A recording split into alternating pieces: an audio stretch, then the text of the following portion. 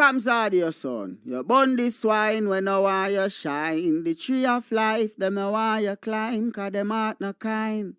Kams, I say them heart no kind. Buxton Massive, Kidaki, read that. Never joke, never joke, never joke. Oh, money never, money never, money never, money not know what you can even money. Money never, money never, money you can keep, you can even money. When you been knocked for a bum, you know been tell me money. Now because your money done, you come with conniving money.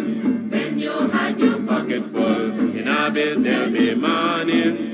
Now because your money done, you hustle for tell me money. Yes, money never, money never, money, money never, money, money not know what you conniving money. Neighbor joker, neighbor joker, neighbor joker. That's all the money that me walk for. A 2 pound note and a guilda piece. A 2 pound note and a guilda piece. A 2 pound note and a guilda piece. That's all the money that me walk for. I said money never, money never, money, money never, money, money not know what you can even money. Oh, Joseph. Well, I invoke the WPA's position that we are engaging in civil disobedience and non-cooperation with the government, and on that grounds I refuse to participate in the interview. The question in struggle, is not personal. Whatever sacrifice as a political activist or a political leader you have to make for your people, you have to make it. Guyana and Guyanese, at home and abroad. Tune in to Guyanese Morning Time, hosted by Kadaki Amsterdam, where the sun always shines. Guyanese Morning Time, the people call it Guyanese Morning Time. Rhythm, Guyanese Morning Time. Intelligence and knowledge run the front line. We go again, Guyanese Morning Time. The people call it Guyanese Morning Time. Rhythm, Guyanese Morning Time. Intelligence and knowledge run the front line. We go again. We rise up early morning watching Kams TV, where wisdom and knowledge, yes, it is the key. Exposing corruptions over land and sea, where the wicked politicians, they try to trick me. Guyana is a land for everybody. With 6 races should live in harmony. Is one set of people getting aisle money. Is one set of people doing the thievery. Guyanese Morning Time. The people calling Guyanese Morning Time. Rhythm, Guyanese Morning Time. Intelligence and knowledge run the front line. We go again, Guyanese Morning Time. The people calling Guyanese Morning Time. Rhythm, Guyanese Morning Time. Intelligence and knowledge run the front line. We go again. This is a program that you all can see, sharing your views and your integrity. Like it, comment and share it all around. Pass it to your neighbor, safe and sound. A sad situation going on in this town. The voice of the people is getting trampled down. Out of the mouths of babes and sucklings, with Jah has ordained me to sing. I sing Guyanese Morning Time. The people calling Guyanese Morning Time. Rhythm, Guyanese Morning Time. Intelligence and knowledge run the front line. We go again, Guyanese Morning Time. The people calling Guyanese Morning Time. Rhythm, Guyanese Morning Time. Intelligence and knowledge run the front line. We go again, fooling the people. You promoting evil. Stop lying to the people. You are a part of the cycle. Stop fooling people. You're promoting evil. Stop stop lying to the people. You are a part of the cycle. I say, Guyanese morning time. The people calling Guyanese morning time. Rhythm, Guyanese morning time. Intelligence and knowledge run the front line. We go again, Guyanese morning time. The people calling Guyanese morning time. Rhythm, Guyanese morning time. Intelligence and knowledge run the front line. We go again. They got Breakford, Bork and Mark Benchcop. David Hines and Kadaki Amsterdam. Sherrod Duncan, Nigel London. Normal Brown and Gavin Matthews. Big up Paslow Port People Governor. Simona Brooms, Robin Simpson. Hampton Green and Winston Jordan. And yes, we can go right on and on. Guyanese morning time. The people calling Guyanese morning time. Rhythm, Guyanese morning time. Intelligence and knowledge run the front line. We go again, Guyanese morning time. The people calling Guyanese morning time. Rhythm, Guyanese morning time. Intelligence and knowledge run the front line. We go again. The relatives and friends of young Wyndham Bacchus, they deserve justice. The family, the relatives and friends of our in Boston, they deserve justice. The family, the relatives and friends of Peter Headley, they deserve justice. And so when we say that Guyana is an apartheid state, we have the evidence to show.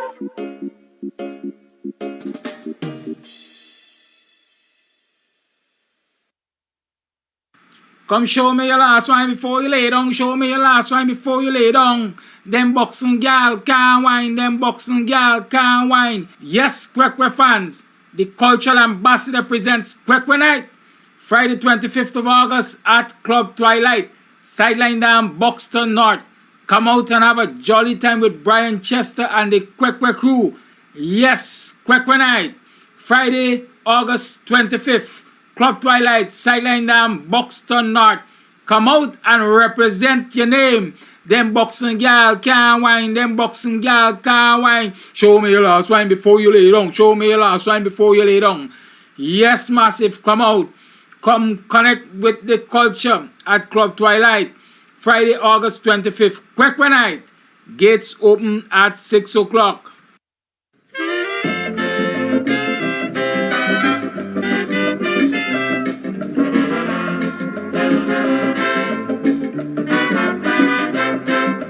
You put in a 12 cents meatball, you washed on a lice.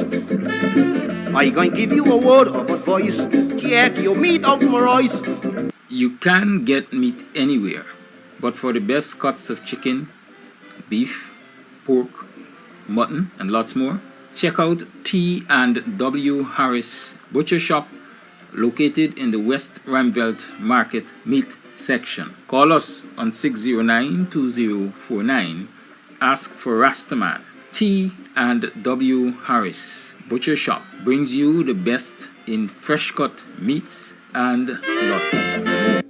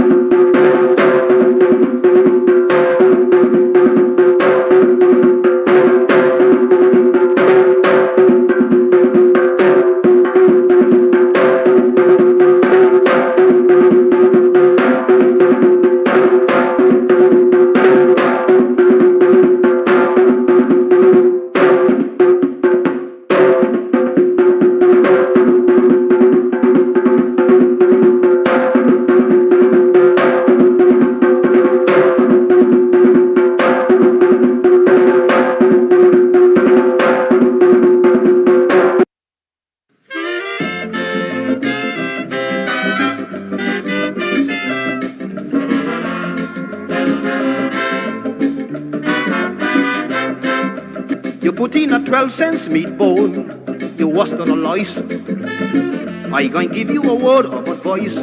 Take your meat out my rice.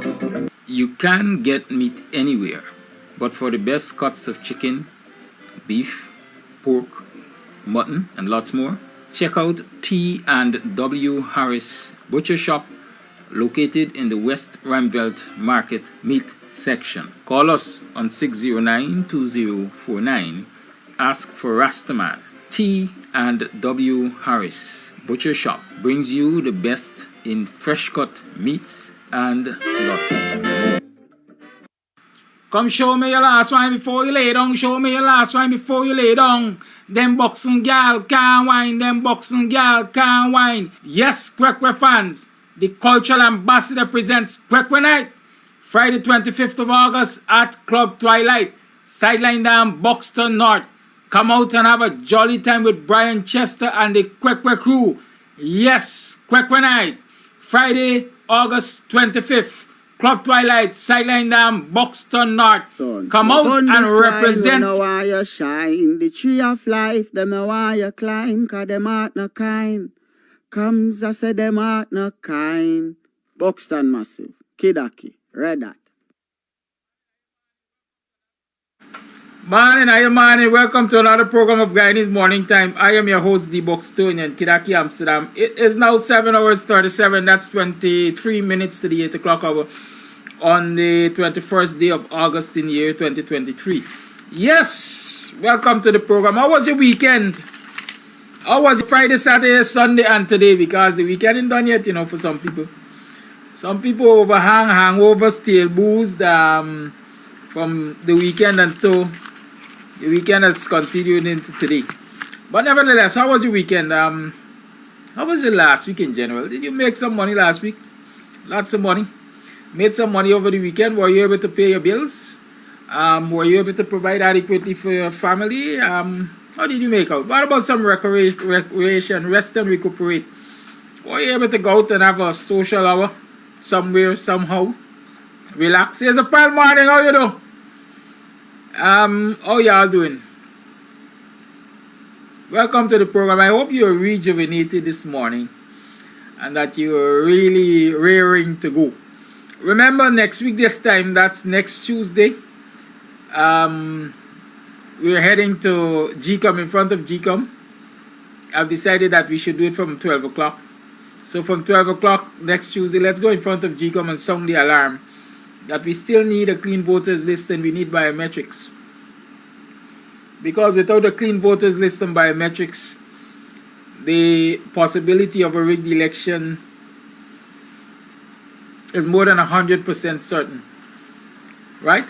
But with a clean voters list back up with biometrics, that possibility can be reduced by 90, 95, 90, 99% perhaps. Right? No system is 100% foolproof. Let us always keep that in mind. But the aim is to reduce the possibility of fraud. And so we must strive to take every effort, make every step to reduce the possibility of fraud. Right? Good. Let's keep that in mind. So I asked last week and I'm asking again, kindly please and thanks. Start organizing your teams of 10. Each person bring 10 to the protest line. I don't think it's difficult for each of us to get 10 persons to come along with us. I hope not. Right? If you can bring 10 persons to the protest line, then we should be able to make some numbers out there. Because numbers matter. Right? Numbers matter. Don't let anybody sit back and relax and say, I can watch it on social media and I can support from social media. I, for a fact, I'm telling you right now, on Tuesday, I don't have any intentions of broadcasting live from in front of GCOM. So don't tell yourself you're going to sit on your couch and follow what's happening. You might get a report after. But I'd rather see people in flesh and blood in front of GCOM next Tuesday. Let's do that. Right? It's been a long time we haven't gone out there together. Let's do that. I'm ready to do that again. And whether or not I continue is dependent on what you do. Because like I keep saying, we have to stop expecting one set of people to be out there fighting the fight for each and every one of us to benefit. Don't get like the Bajan. Don't make a guy tell you take your meat out my rice. Good? And as I'm talking about that, let me make a correction to that advertisement. It is the East Rhineville Market, not West. It's the East Rhineville Market. You know to get there, right? When you get to the outpost, you turn into the corner there, and it's a stone's throw away, according to my understanding. I usually tell people I don't know Georgetown geography. Lose me on the East Coast, I might find my way. But Georgetown? Yes, so welcome to the program. Oh, let me remind you also that on Friday evening, starting around 6 o'clock, we have Kwekwe. Kwekwe at Club Twilight. We're focusing on the culture. And so Friday night we're going to be featuring Kwekwe. Again, come out with your friends and family and so on, and come, especially them young people, bring them out. A lot of people learn by doing or by seeing. It's not always good enough to sit down and tell them, we got a thing named Kwekwe. Or we used to have a thing named Kwekwe, because quite frankly, it's a dying art form, it's a dying cultural practice. Right? You know, as times change, everything changes. Kwekwe is wedding eve. Kwekwe used to be held the night before the wedding. Nowadays, the young people tell you they all in Kwekwe the Thursday night for Saturday wedding. Or 2 and 3 nights before the wedding, because they got too tired after the Kwekwe. I say they ain't able to be tired after the Kwekwe. So they all in it 24 and 48 hours before the wedding. I'm not sure that is in keeping with the culture. A lot of us don't understand why we do a lot of things. And a lot of the older folks are not around to teach us the significance of doing a lot of things. Good? Why do you leave the hall by 12 o'clock? Why brides and grooms are supposed to leave the hall by 12? Who's calling now? Right? Why?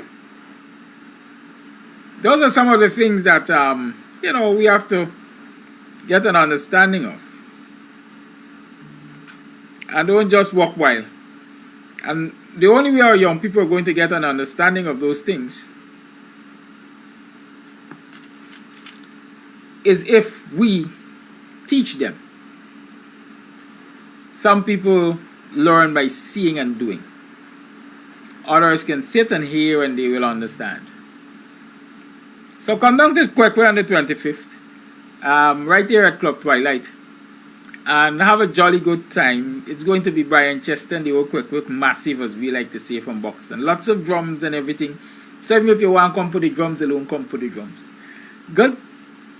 As I'm talking about that, Club Twilight is looking for a professional bartender, a waitress, and a kitchen assistant. Right? If you know of anybody who is looking for a bartending job, they must know themselves, cocktails and so on. Refer them to Club Twilight. They can call me on 622-5933. And let's start the process from there. So if you're looking for a bartending job, 622-5933 is the number to call. And I'll hook you up with Club Twilight. Waitress, and kitchen assistant. Right, so those are 3 vacancies existing at Club Twilight. Call me on 622-5933 and I'll give you the necessary link up. Yeah, Sandra Nova is right, you know. Soon people will get married online. I'll tell you a story before I move on. So the vacancy for the butcher has been filled. Right, so somebody heard the advertisement here and responded, and so the butcher shop now has a butcher, right? And so if you are looking for the best cuts in meat, you can go to T&W. That's the same advertisement, T&W Butcher Shop, in the East Rhineville Market there. Good. If you were to call 609-2049, you will get to Rastaman, or you can ask for Rastaman. 609-2049, right? And Rastaman will give you any advice you need as to how to find T&W Butcher Shop or what they have in stock. But I know currently they have fresh cuts beef, chicken, mutton, pork, chicken foot, and stuff like that, right? Cow face for your sauce and things. Check out T&W Butcher Shop in East Rhineville Market. Good. Now let's get to today's business. What are we talking about today? I want us to continue that conversation that we had with Dr. Hinds last Wednesday, basically, about preparation for the elections and partnerships and partnering for the elections and so on. I saw somebody, be careful of who you take your advice from. Parmesh Dionarai says that the WP has to go to the next election independently. Right? WP has to go to the next elections independently. I'm not speaking for WP, I'm speaking, like I always do or most times do, from my own personal perspective. And I think I saw Hazel Pyle. Did I see Hazel Pyle? Hazel Pyle saying, Hazel Pyle said, yes, Hazel Pyle said, listen, all political parties must come together to win the next election. Good? And so I'm saying in short to you that I agree with Hazel Pyle and Hazel Pyle agrees with me. I sit on the executive of the Working People's Alliance. Hazel Pyle sits on the executive, well, they don't call it executive, I think Central Executive Committee or something of the PNC. And so even if the quote-unquote major leaders don't agree, at least Hazel Pyle and I agree that we need a coalition in this country to remove the PPP. And quite frankly, I'll tell you this. In my mind, in the history of this country, it has always taken coalition politics to change the status quo. It has always taken coalition politics to change the status quo. When it was Forbes Burnham and the PNC, they were in office for about 28 years. It was coalition politics that removed them. It may not appear so to a lot of people because at the end of the day, it was the PPP that was in office. But you see, the PPP did a nasty thing. I will call it nasty. They waited until all of the work was done, until all of the international pressures were brought to bear true to the coalition's approach. In that time, you had PCD, Patriotic Coalition for Democracy. I think you had Guard Movement. You had a number of political party and civil organizations coming together,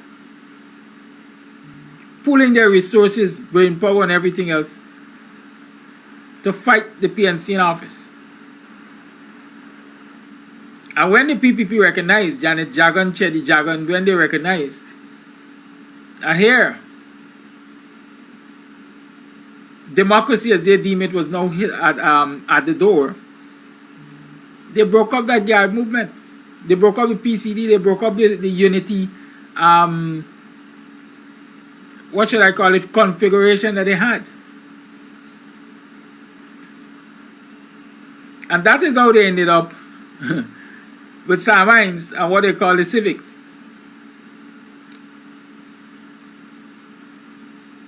Because after they destroyed the white coalition of political parties and civil organizations for their own selfish gains because they wanted to be in power singularly,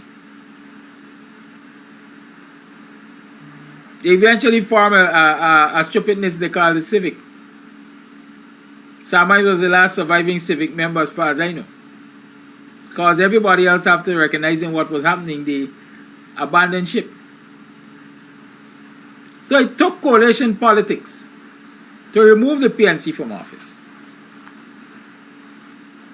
And so if you look at that, and you look at the years that follow, the next time a political party that was in government was removed from government was through coalition politics again.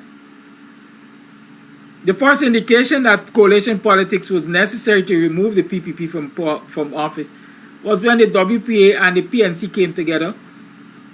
Give thanks to Robert Corbyn, the then leader, and Rupert Narain, Clive Thomas, Desmond Trotman, and the others from the WPA, who recognized then and agreed that, listen, the only way we can get these wretches and crooks and vagabonds out was through coalition politics. And they set their differences aside. And they formed the APNU, a Partnership for National Unity. And in the first go, as a Partnership for National Unity against the PNC, against the PPP, sorry, the PPP ended up being a minority government as far as I remember. Because you had the AFC standing alone by itself, the AFC was by itself, and the APNU was by itself. And they, together as opposition parties, had a majority in the parliament. I think that might have been 2011. They had a majority in parliament. And they forced the Donald Ramotar government to prorogue parliament. Y'all remember that? Because basically the AFC, I think, was saying, listen, unless you allow us in the opposition to have an input into the budget, etc., we are not going to pass it. We are going to leave you without a budget. Unless you come to the table and let's govern this country together, let's bargain and govern this country together, you're not going to be able to do it alone because we will not pass your budget. And instead of Ramotar being nationalistic, as I would say in his thinking, he was thinking PPP. We're superior to them. We ain't gonna join forces with them. We ain't gonna even sit with them to run the manage the matters of this country. And so instead of that, he did what? He prorogued the parliament. And following the prorogation of parliament, he had to call elections within a certain time frame. And that is how they lost the 2015 election. Right?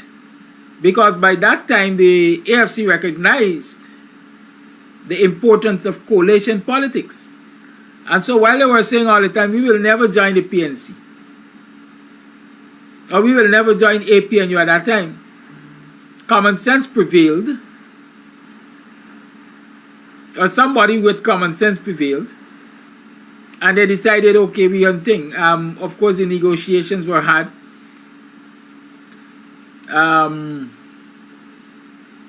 By then, Nagumoto had left the PPP for whatever reason. I can't remember the exact reason, but there was a falling out between Nagumoto and the likes of Jagdeo at the PPP. And negotiations ensued. And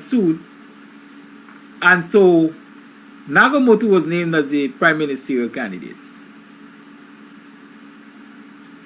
And together, the APNU plus AFC formed the coalition and they won the 2015 election.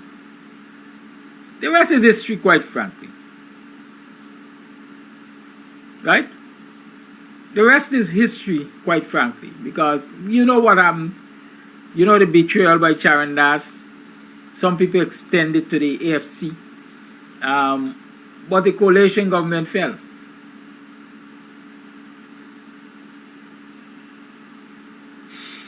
What do I fear or fall means in the 2020 elections?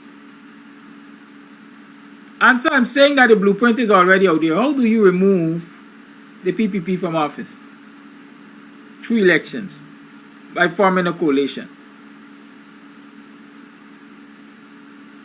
But you don't just form a coalition and win an election. You have to form a coalition and do work to win an election.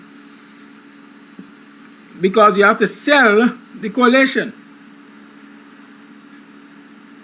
And when I say sell the coalition, I'm not saying sell it to your opponents. I'm saying you have to do the necessary work to make people believe in the prospects of the coalition winning the next election. You have to sell the coalition. You have to let people understand the necessity for the coalition, why the coalition, and bring them to a place where they will support the coalition and support it overwhelmingly. When do you do that, or how do you do that? You need time to do that. There are many viewers here who are saying the APNU must never again coalesce with the AFC. The APNU must never again work with the AFC. They must shut them out, leave them in the cold. Trust me, the voices of those people are important, and it is important to convince them that despite the grouses that we may have with the AFC, it may be for the national interest to work with the AFC. Harsher bargaining, stricter monitoring, yes, I certainly believe we need that. Less rewards than they previously got, yes, I certainly believe they need that. But to totally shut out the AFC, I think it's a mistake we're going to make. Every shoulder to the wheel is necessary to remove the PPP from office. Now, I always remember in, I think it was mathematics, or what we call that, Almats, physics or chem, one of those technical subjects. I remember being told that the sum of the parts is greater than 1. The sum of the parts is greater than 1.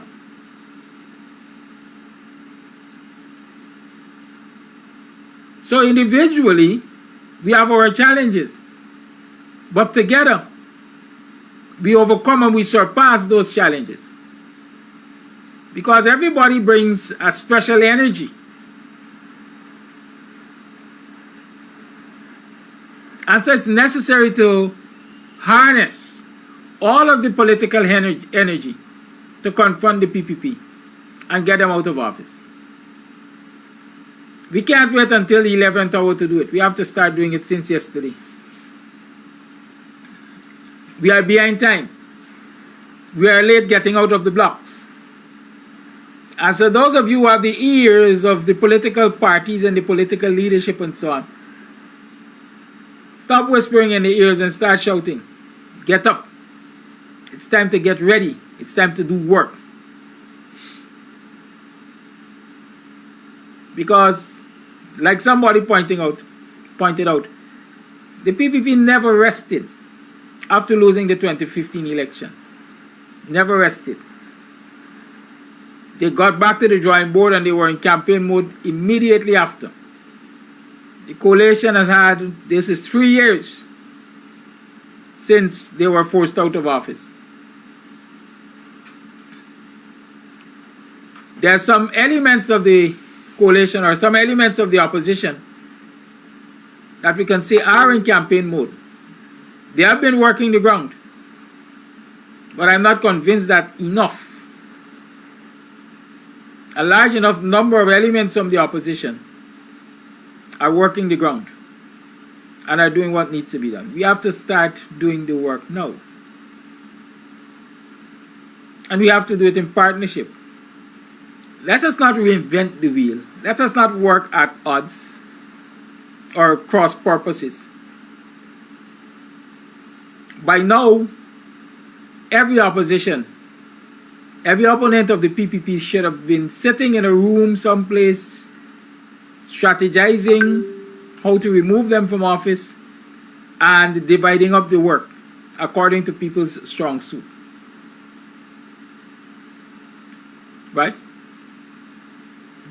That is what we have to do. And so I'm calling this morning for all those of you who got people who the politicians listen to. Stop whispering in their ears. Shout. So that they understand the time is long past for elements of the opposition to sit and craft a plan together to get rid of the PPP.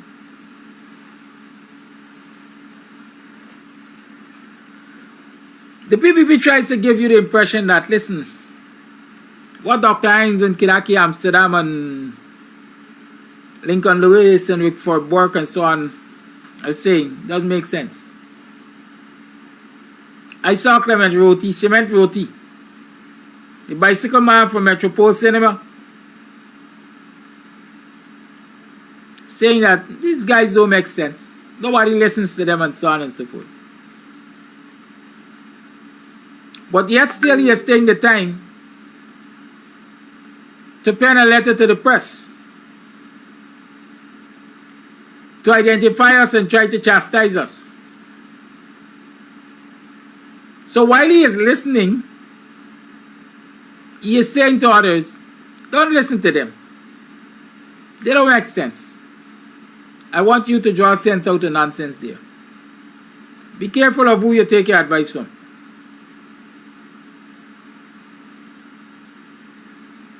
Be very careful of who you take your advice from. Like Parmesan, whatever his name, who said the WPA should go it alone. That's not some political advice. I am saying that, and I'm saying it now. And I'm standing by it. I will stand by it until the end of the next elections. That is not sound political advice. No political party in the opposition should be attempting to go it alone.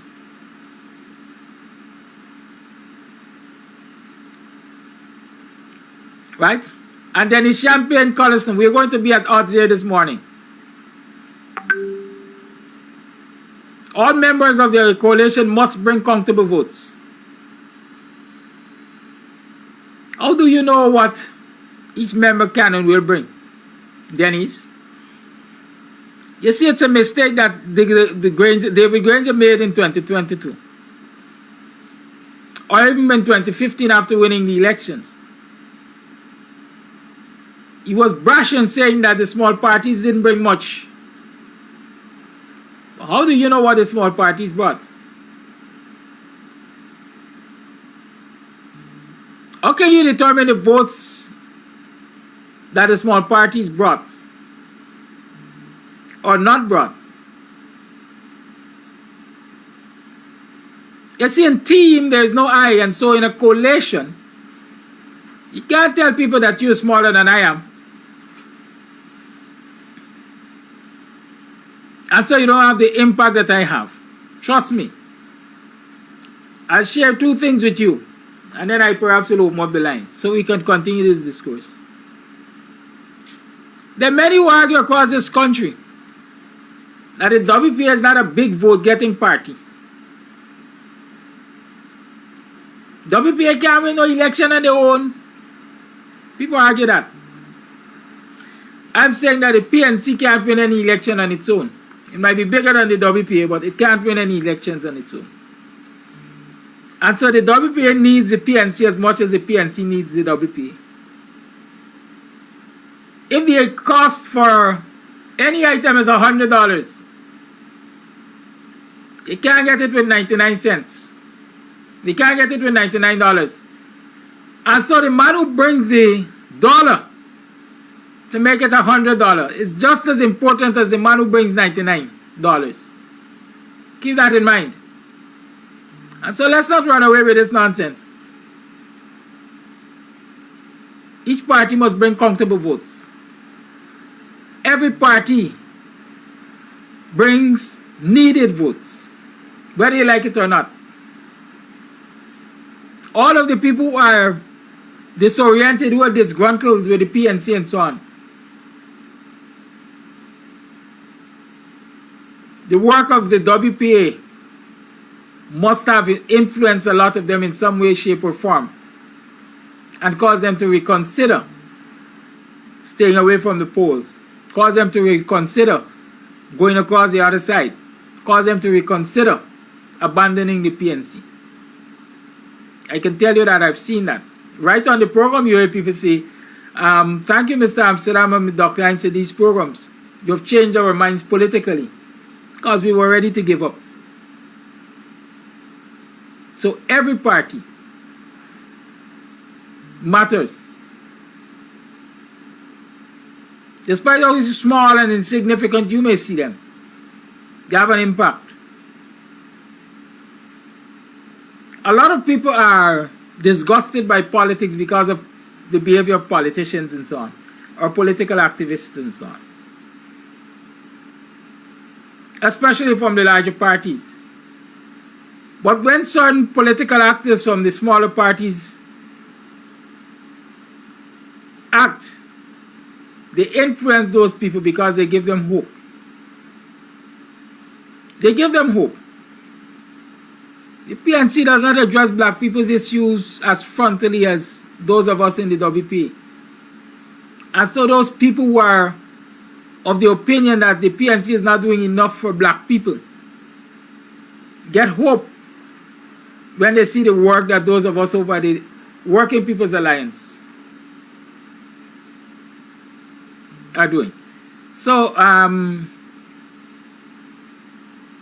every party brings votes, whether you want to call it comfortable or not. Lines are open. 6225923 is the number to call. Let's talk about that. And let's start gearing ourselves for next Tuesday.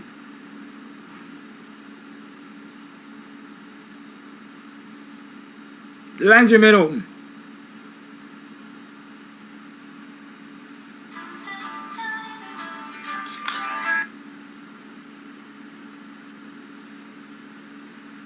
Caller is supposed to call it WhatsApp. Can you do that? The same number you're calling, but you have to call it through WhatsApp. Thank you.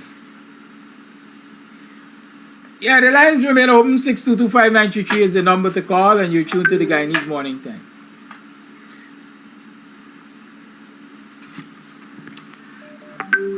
Caller live, good morning. Yes, good morning. Good morning to you and all my black brothers and sisters in Guyana. Happy morning to you guys. A quitter is not a winner, and a winner is not a quitter. To my black brothers and sisters, don't give up. Mooners run till they catch it.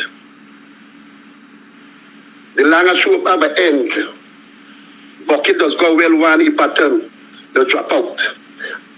And the one with flat garden love, cow don't know the good use of the tail until he miss it. We did not know how born them. The good things he done for us by knowledge, and make sure we keep our dignity. Because before born I'm dead, it's only flash garden. Remember the saying. Don't get involved in other country problem, and don't make other problem. Don't make other country come and take care or get involved in our problem. Desmond Prasad, he want to make history for himself. He went to the White House.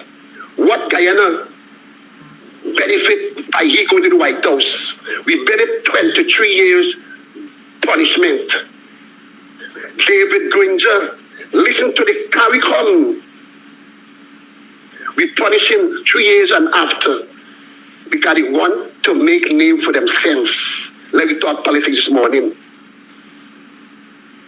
God make Mr. Hamilton Green still alive because he tell Desmond Prasad, call up election. Black people not get to vote in Georgetown. All them named them Mackenzie and Borbies. He said no. When black man said no to black man, Kuliman just said yes. Chawada said yes to Kuliman. And watch what happened to black man. David Granger again. Hamilton Green tell him call up election. Look what coming out of these boxes. You still have power. You're still a president. He said no. Black man are punished and more punishing than Desmond Prasad time too. We got to learn to come together and stop saying what you bring to the party and small table. This small party, they bring a family. They bring neighbors and friends. One vote does win election because PPP get 89 and the coalition get 90. The coalition win. Thank you very much to repeat and to say this morning, because Flash Garden was saying all the time, it is time for Mr. Abinathan, old Mr.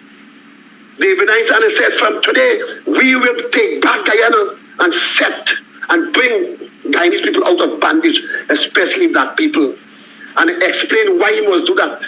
I said, make that phone call to WPA for David Hines and come together. Because Bonham did it. I mentioned it over and over in your program. I said Bonham did it. But I could not remember the party name. And and Bonham knocked them out of office. The same thing have to happen again, but not with AFC. AFC is a disaster from the day them come out and fool them young ones. Said them go change Guyana, them go do what? They got a turn around and still join the PNC. Let me say one thing more before I go. That's why sometimes some of us need a little bit more time. Especially when you're talking, you shoot and make things make sense. Why I say it's time for Mr. David Prasad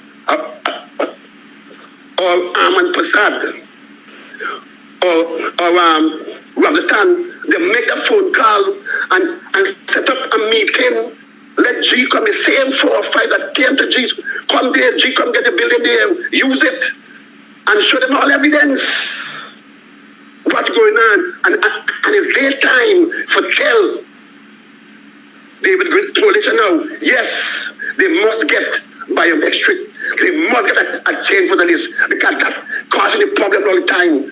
That is what I mean. Somebody got to be man and stop taking licks as a man and do the right as a man. Call G, come, carry come. We still in carry come body until we get out of them. Let them come and fix it now. Let them come and talk on the behalf of us, black people. This I always say talk off and let back off. Time to go. Thank you very much for your time. Thank you for your call.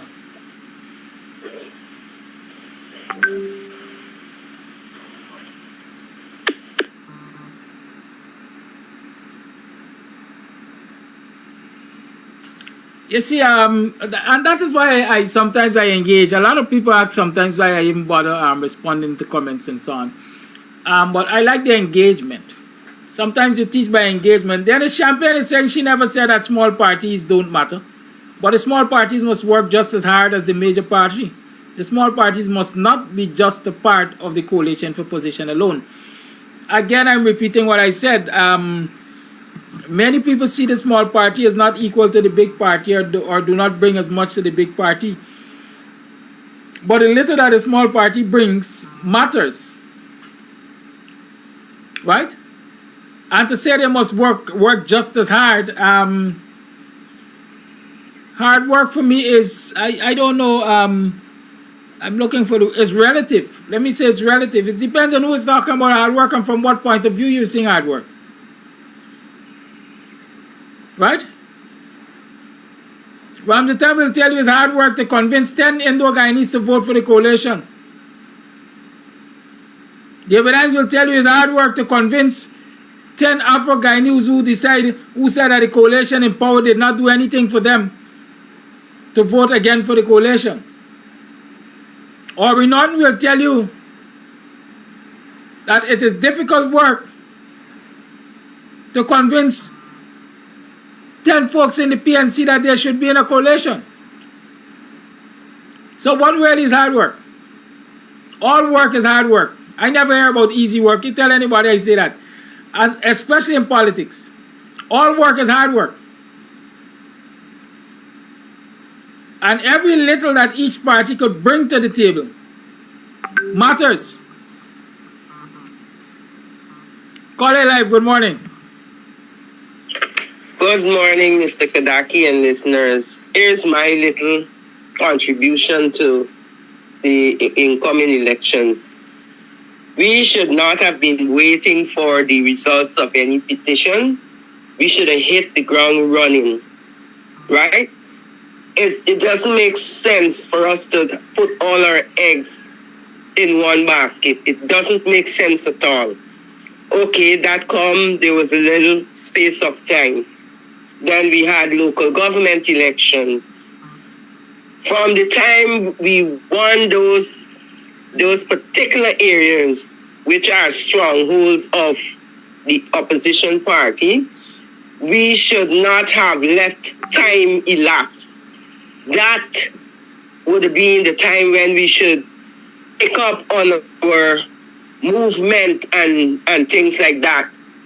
But we started nicely, but then now, to me, like it gone dead again. I agree with you in that we need to step up and what we have to do. A meeting is good. Perhaps every party can choose all the persons who would like to be, because it's all good to invite people to be part of the coalition, but as if they would like to be part of the coalition. So we all come together and decide which area we will deal with. For me, WPA is focusing, and they're very successful as far as I'm hearing, with educating our people and pricking our awareness as to what is happening. The politicians, there are some politicians that are killing the vibe. I think for me, PNC, those persons should step out. Mr. Norton, and I mean that's my boy, but Mr. Norton should get rid of some of them because they're not working. They're not working. What is the sense? The people's money are paying them and they're not delivering. It doesn't make any sense at all. For me, Mr. Norton has to be a bit more bold with those persons who are not on track. He needs to go there. Where Mr. Granger is concerned, after the last election, I was sick for 2 weeks. That's how passionate I am about Guyanese politics. Sick for 2 weeks, went on an alcoholic binge for a couple of days and swore I would not be a part of Guyanese politics anymore. But then when I started listening to the programs, it gave me hope. You know, so at the end of the day, we have to work together. And like I say, every one of them, nobody's perfect with this coalition. Every one of them have a part to play. And the ones who ain't playing a part should step off the boat and let people who are willing to work, work. That's my contribution for this morning. Thank you, caller. Yeah, a lot of people, you know, I'll take it lightly, like I said, and like this caller just said. The work that Dr. Hines and I and others of the WPA have been doing over the last 3 years and so has had its own impact and will continue to have its own impact. But there's still people can tell you, WPA can't win no election and their own, WPA can't attract votes and WPA can't this and WPA can't that. You know, WPA was saying, listen, we are not partaking in the local government elections because we know it's going to be fraudulent and so on.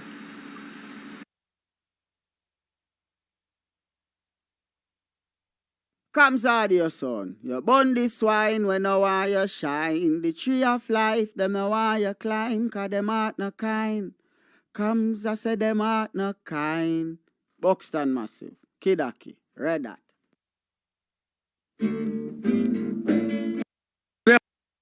Come show me your last wine before you lay down. Show me your last wine before you lay down. Them boxing gal can't wine. Them boxing gal can't wine. Yes, Kwekwe fans. The cultural ambassador presents Kwekwe Night. Friday 25th of August at Club Twilight. Sideline down Buxton North. Come out and have a jolly time with Brian Chester and the Kwekwe crew. Yes, Kwekwe Night. Friday, August 25th. Club Twilight, Sideline Dam, Buxton North.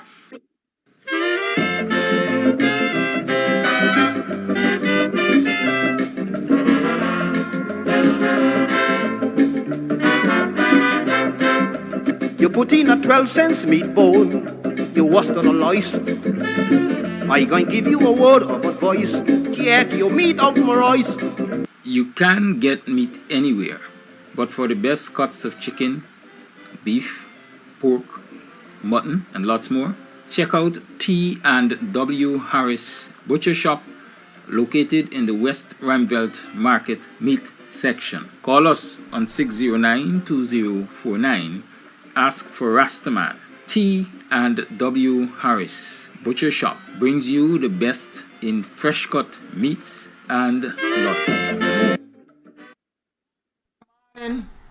Morning. Welcome to another program of Guyanese Morning Time. It is now 7 hours 22 on the 23rd day of August in the year 2023. There's a lot of 20s, 2022, 23rd, and so on and so on. 2023, I think. Welcome. How you been yesterday? How was you today? How you spent last night? Were you able to achieve much? How did you make some money? Are you still waiting in vain? It's 3 years plus. Are you still waiting in vain to see the government of the day give to the public servants livable wages? Are you waiting to feel the impact of oil? Oil has make you slippery, you know. Right? Oil has make you shine. But are you feeling the impact of the oil? Are you seeing, any changes in your life that you can see you can really and truly attribute to the oil resources that we're having in this country? Those are some of the things we might very well talk about today, but it's Wednesday and Dr. Hinds is in the house. So I don't usually like to stand between yourself and Dr. Hinds. And so let me welcome Dr. Hinds. Dr. Hinds, good morning. Welcome to the program. Good morning. Good morning. Good morning. Well, thank you. How you been, boy? What's happening? Work. A man tell me yesterday, like here when we talk like Creolese. What happened? What happened? Well, that's been a back down, boy. Yeah, so talking about work, lots of work still to be done. As far as I'm concerned, we are in an election year, and things are heating up. Leader of the opposition, Aubrey Norton, is in North America touring. Have you heard anything about that tour there? What's happening over there? No, I haven't heard anything. Okay, all right. I got to keep my ears to the ground to hear what's happening over there, because I know I think that 18th he had a town hall meeting, and definitely on the 1st of September there is going to be an evening with leader of the opposition, Aubrey Norton. Y'all don't forget that appointment, right? But what's current in Guyana? We are celebrating the bicentennial year of the 1823 rebellion. Commemorating. There's nothing to celebrate about that. Very well. We're commemorating the 1823 rebellion, revolution. Could you reflect, give us some teachings, if I can call it that, on the importance of that rebellion and the lasting impact, if I can call it that? Well, for one, it was one of many rebellions against slavery, which puts to bed the notion that people accepted slavery and they did nothing. In the same way that sometimes today we say, people accepted what the PPP doing and do nothing, So long as you don't announce I have won and the process is ended, people always think that nothing is being done. And in the long years of slavery, in our case, 200 and odd years, in some places it was longer. Historians go back and look and sometimes think that people did nothing. And so one way of measuring that people were always doing things, always resisting, because they're human beings. To say they did nothing is to say they were not humans. These rebellions, revolts, revolutions, whatever term we give to them, were signposts, or are signposts, that in a sense measure what people had been doing. People don't wake up one day and say, let's make a revolution, or let's revolt, let's rebel. They had to have been doing that all the time. And on a particular day, something happened that what we could not see with the naked eye, we are now seeing with our naked eye. 1763 had happened, and the Dutch were able to call in reinforcements, and they were able to regain Berbice. But that did not stop people from revolting. didn't stop people from revolting. And so by 1807, the slave trade came to an end formally. The British ended slave trade. And by 1823, that revolt or revolution is the largest of its kind, the largest slave revolt in terms of the number of enslaved people who took part. It's estimated that almost 10,000 people were part of that revolt. So in that sense, it was the largest in terms of participation. That is one of the things that makes it significant. It was also significant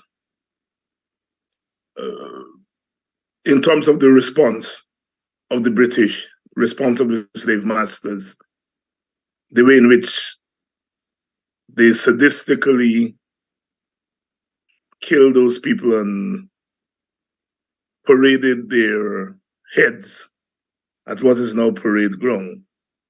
It's one of the most heinous demonstration of violence. And so that is something that will forever remain with us. The 1823 revolt is also significant because a mere 11 years later, the British is forced to sign the Emancipation Proclamation, bringing a formal end to enslavement, and in 1838, bringing an actual end.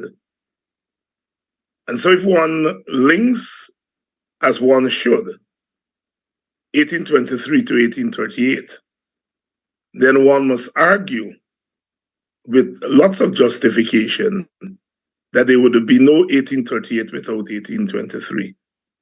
In the same way, there would have been no 1823 without 1763. And so in looking at that revolt 200 years later, one looks back and one must look at what African people did for Guyana. What African people did for Guyana. They ended the most heinous system mankind has ever known. They ended it by fighting, by sacrificing their lives. I read in the papers yesterday, I think some professor wrote a letter and said that when slavery ended, it was the labor of Indian people that financed the police force and the public service and all those institutions that African people belong to after emancipation, in effect saying that East Indian people came to Guyana and financed Black people and so on. It's sickening kind of argument. And a big daily newspaper, I think it was in the Kaichur News, they allowed such nonsense to be printed. So one is constantly having to go back and retrieve these moments in order to make a larger point. In order to make a larger point. I know what that professor was getting at. He in effect was saying that the government of Guyana owes Black people nothing. In effect, if they owe anybody anything, they owe Indians something, because Indians came and they rescued Guyana. There's a big narrative among Indian scholars. And so we have to constantly go back, as I said, and revisit these moments like 1823 in order to give our people a larger sense of how we got where we are today.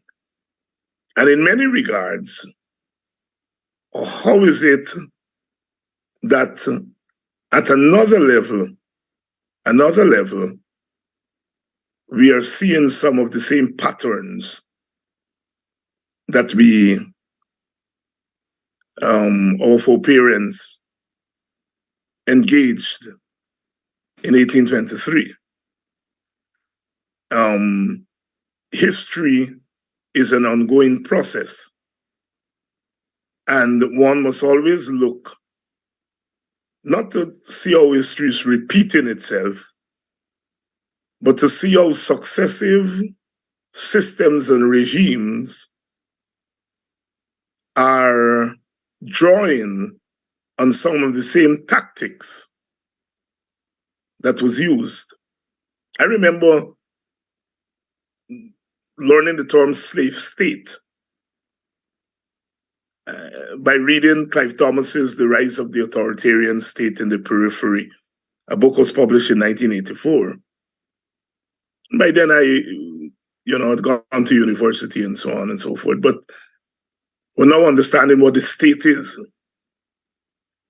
And I didn't think of slavery as having a state. I thought slavery was about plantation and so on and so forth. But yes, there was a government. There was a state. There was a state, and the slave state turned into the colonial state, and the colonial state turned into the post-colonial state. And what Thomas argues in that book is that in many regards, the state had not undergone any transformation, even after independence. I mean, after emancipation, the state continued. The slave state continued as the colonial state. The social relations, the brutality, the state, in fact, strengthened, because in 1839, you had a police force. Before that, there was no quote-unquote police force. So in many regards, the state became much more brutal as time goes on. And so when one argues today that the state of Guyana has a responsibility to ensure reparations, which means repairing of the African, one is making a fundamental argument. We are arguing that the colonials owe us, and we are right, because it was our labor, our foreparents' labor, free labor, that was so pivotal to the accumulation of wealth of Western Europe, and Western Europe include the United States of America. And what we call capitalism today would not have been the same without slavery. That is why Eric Williams titled his book Capitalism and Slavery. When I hear Black people talk today that they're capitalists, I smile, because you can't be capitalist in that sense. You can't be the thing that enslave you. People can become business people, entrepreneurs, and sometimes people think business is capitalism. The Chinese are socialists, and they are business all over. Wherever they go, they open businesses. So sometimes we get ourselves confused and believe if you get into business, you're a capitalist. No. Business is business. people do business regardless of the ideological regime. Capitalism is a particular system of entrepreneurship, a system of entrepreneurship that has as its central thesis, the strong survive.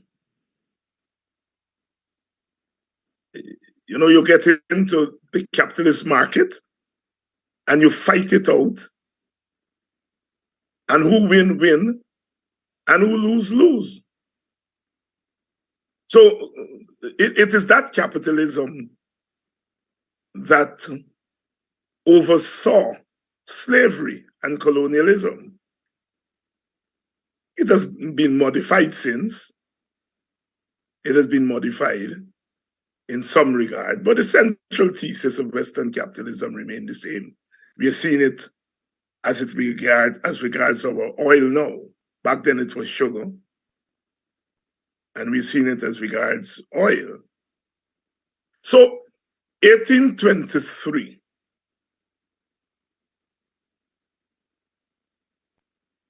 becomes pregnant with African resistance, African tenacity,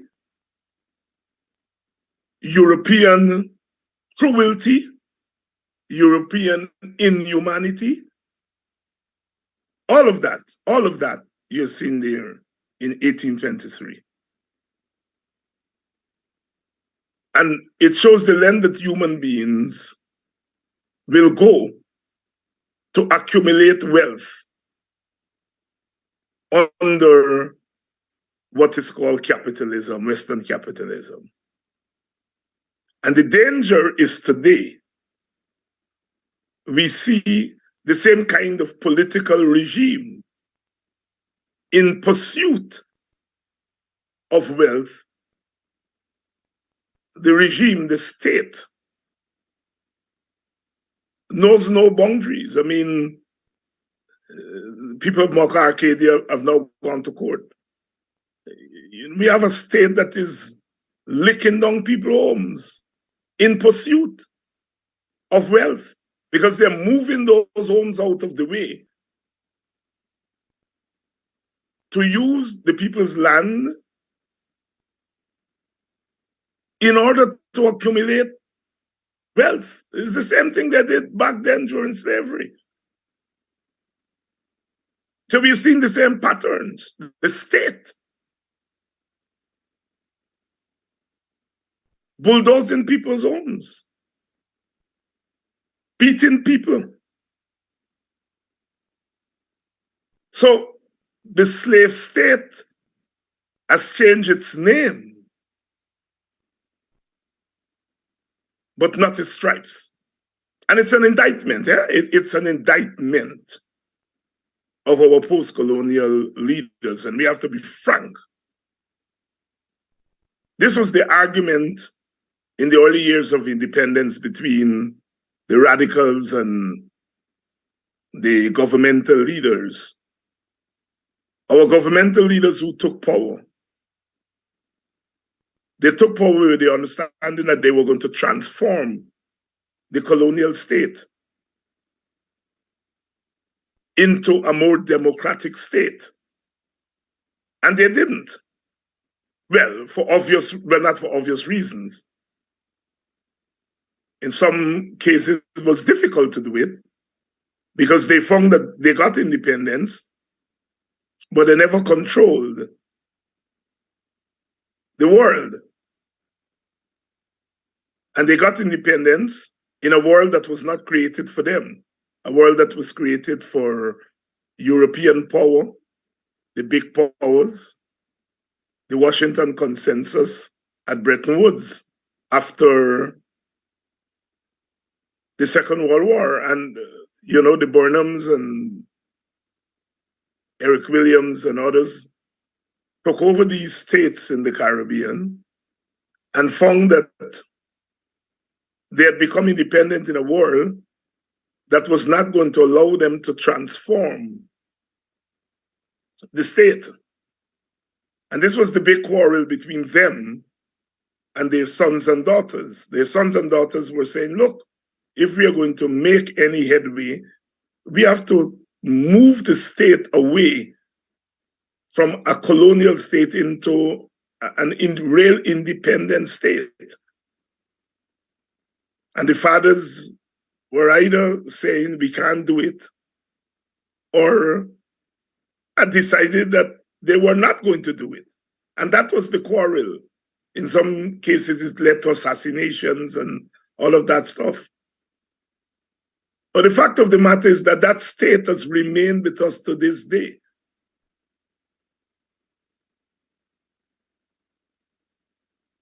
We now have newfound wealth. Slavery came because, you know, there was the development of technology, the cotton gin and the sugar mill. That technology will sound simple today, but back then it was a big deal. And what that technology did is that it opened the way for mass production. And with the advent of mass production, you needed labor, more labor. And that is the origins of enslavement. That is the origins of chattel slavery. And so today, we have the coming of oil. And the coming of oil means that there's the opportunity for tremendous wealth. And in the process, some people, part of the society is going to be collateral damage. And it looks as though Africans, being the most vulnerable in the society, are the ones that are being crushed the most. So that we are facing the same challenges that our foreparents faced. And we are dealing with a state that is as brutal as the state back then. You know, look at that man who is the president of Guyana. Gave a speech the other day on 1823 and spent all of his time talking about the 2020 election. The man was not concerned about 1823. That is why, you know, it makes no sense to invite these people to speak on those things. They have no interest.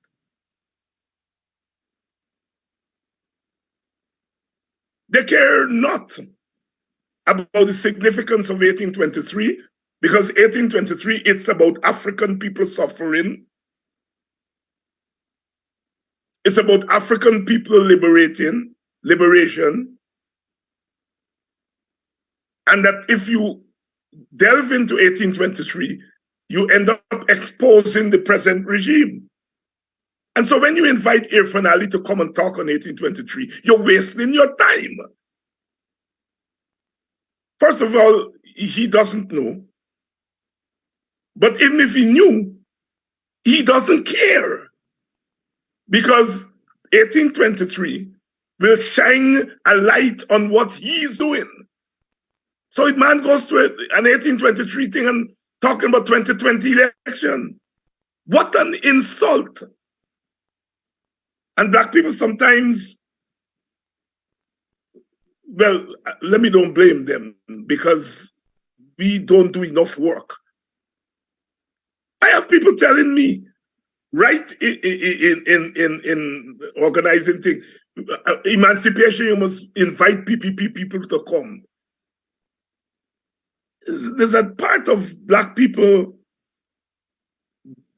you know, that tries to be fair. Why not invite the PPP person to come to emancipation? They're going to talk about what PPP has been doing. I have no interest in those things.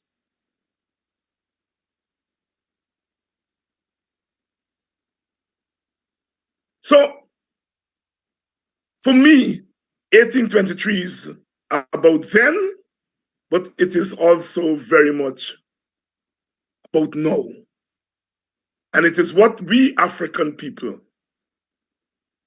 want to do with that memory, that 1823 memory. How do we use it to clean our eyes? And how do we use it to fight the fight of our lives today? Because it's the fight of our lives. I just last night was reading an article on inequality in Guyana, and find out that Portuguese own about 41% of the wealth of Guyana, and they're less than 1% of the population.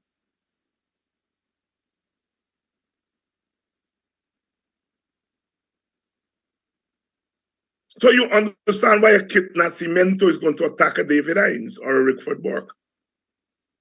Because what we are trying to do is upsetting the regime that allows the Portuguese to accumulate that kind of, to continue to accumulate that kind of wealth. Because the origins of that Portuguese wealth is in the affirmative action that was given to Portuguese in the business sector way back in the 1800s, shortly after emancipation, African emancipation. And they have continued, regardless of who governed, PNC, PPP, they've continued to accumulate that kind of wealth.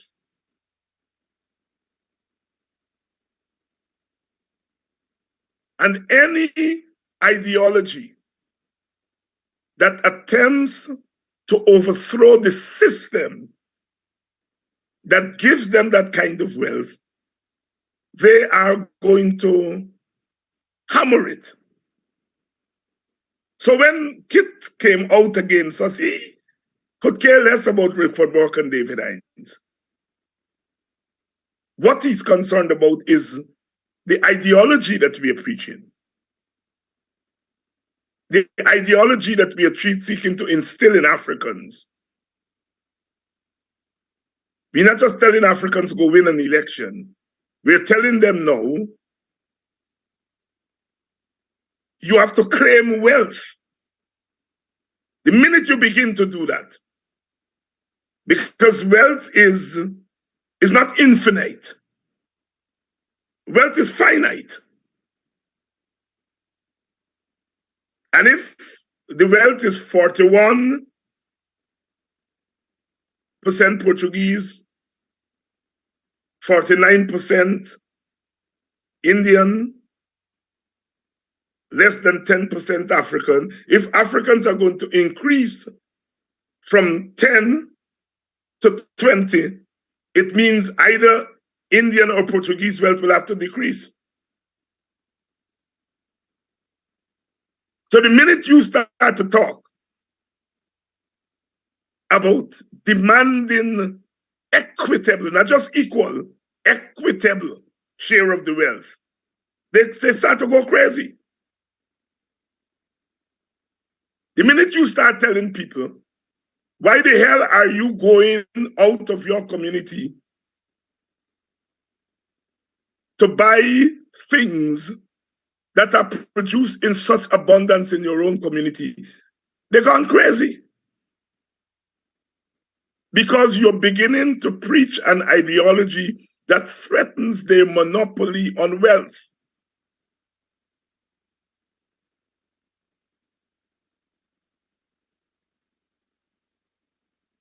And so that's where we are today.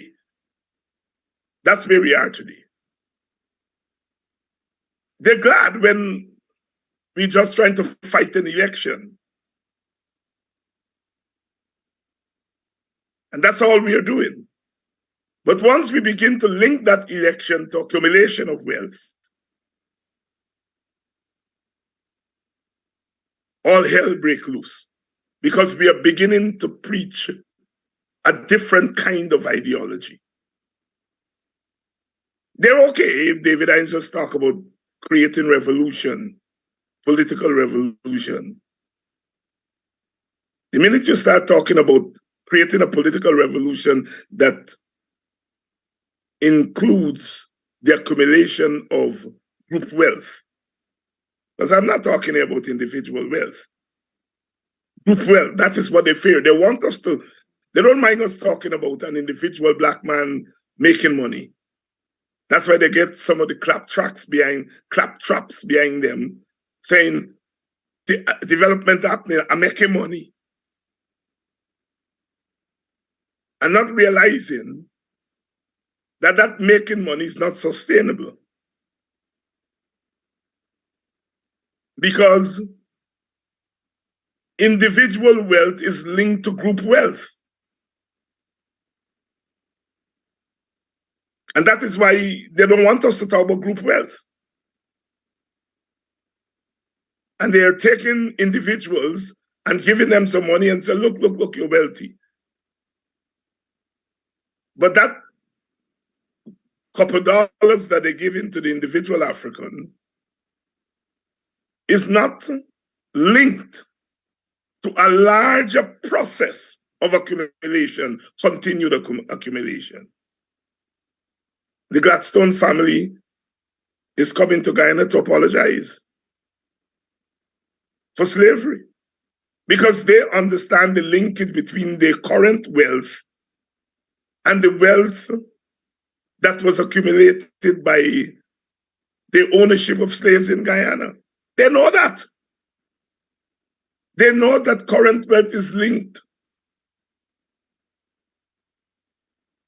to that larger wealth. You know, Tony Blair's wife and his wife are in Guyana right now. She's doing work in trying to get women into business. They understand the origins of their wealth.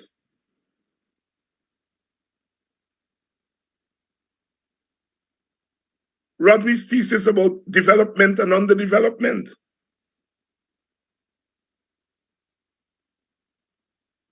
So, the minute we begin to talk about wealth and talk about reparations in a new way,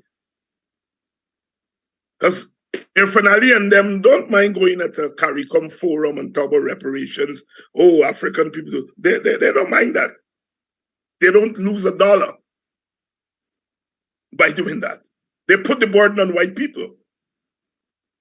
The minute you start saying, yes, it's about white people, but it's also about the state of Guyana, trouble.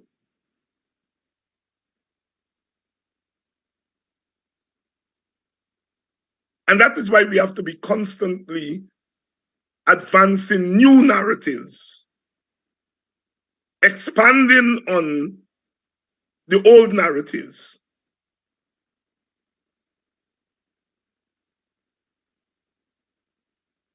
I mentioned election. You know, elections are not what we think they are.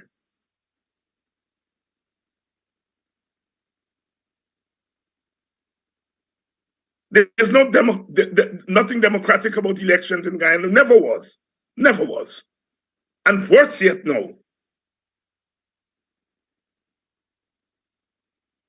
One of the things Donald Trump has shown the world is that what you call democratic elections in America aren't democratic. Anybody can fix it. And that is what he attempted to do. And almost got away with it.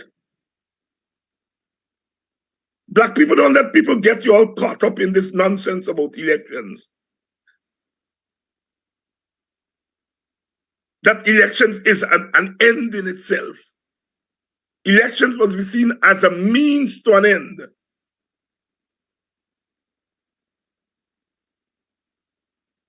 They want you to put all your eggs and fight to win an election while they taking away all the money, all the wealth, all the economic wealth.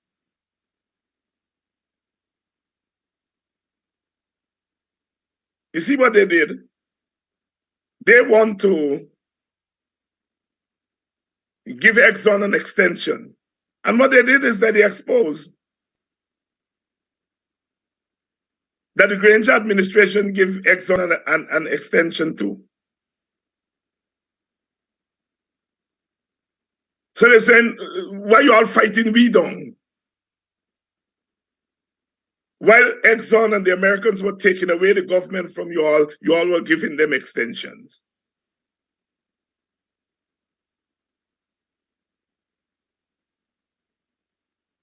What the 2020 election has taught us is that elections are fixed. It doesn't mean that you don't fight elections and you don't fight to win them. That's not what I'm saying. But do not believe that elections are ends in themselves.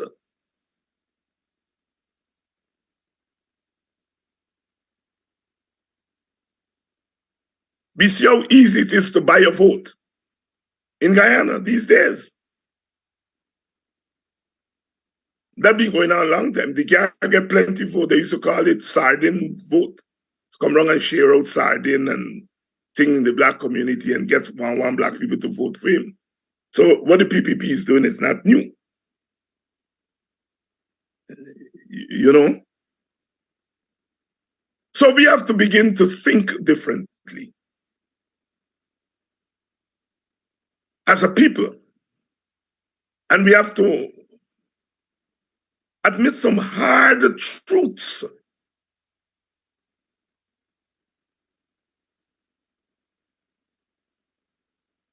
And that is the burden of a Guyana that is colorblind. It's not our burden.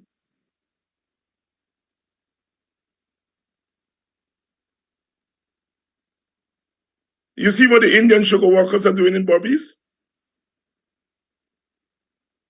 They say if you move in, we pay we severance. Pick up this morning paper. They're no longer moving them.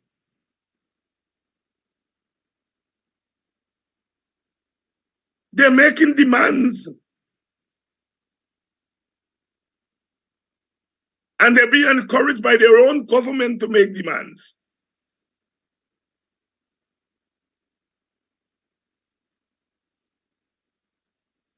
So, black people, we got to start thinking and moving different. The next election has to be about wealth. It has to be about wealth. It has to be linked to wealth.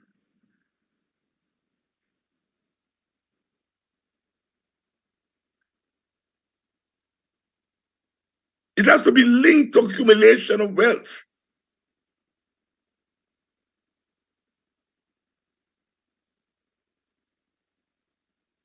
We have to, in that sense, talk with both sides of our mouth, not one side.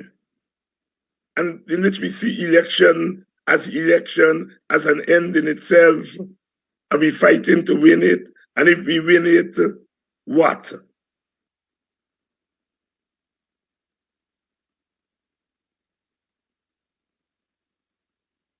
The election has to be seen as a way of accumulating power and wealth. And if you accumulate over 50% of the vote under our system, you accumulate tremendous power. Theoretically, will you be allowed, will your government, PNC, APN, whoever you choose to call it, will your government be allowed to wield power, political power, in the absence of their people having economic power. The PPP is wielding tremendous political power with just 50% of the votes. And they're able to do that because they have economic leverage. Their people, their supporters have economic leverage.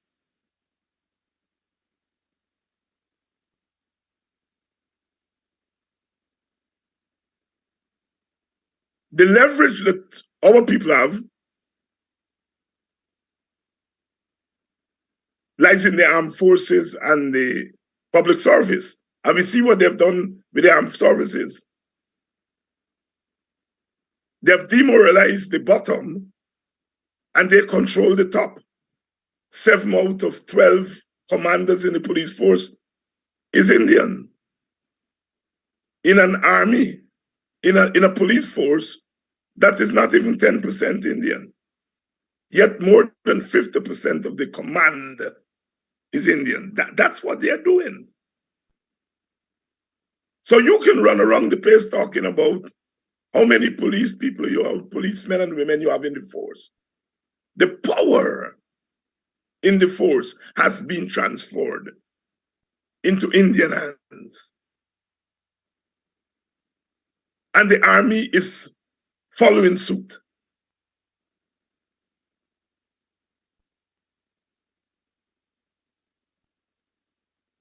The commissioner was at luncheon funeral yesterday, singing praises to the PPP. It was a funeral service that sang praises to the PPP, and luncheon's role at a critical point in our history, recent history. And who were there in attendance? The head of the army and the head of the police.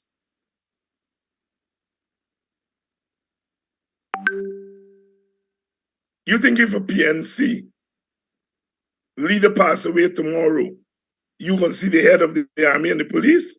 You all think.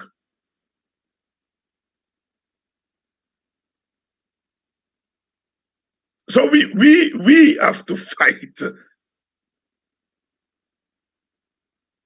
differently. That's my message here this morning. We have to stop fighting narrowly.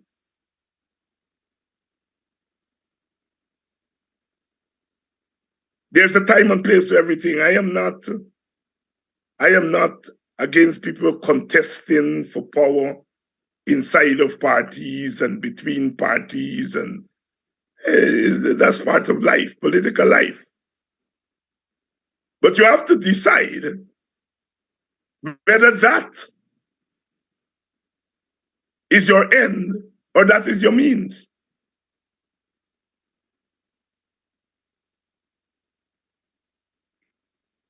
Thank you, Dr. Hines. As a leader, Aubrey North is no less competent than Irfan Ali. But yet, we are painting Aubrey Norton as a poor leader.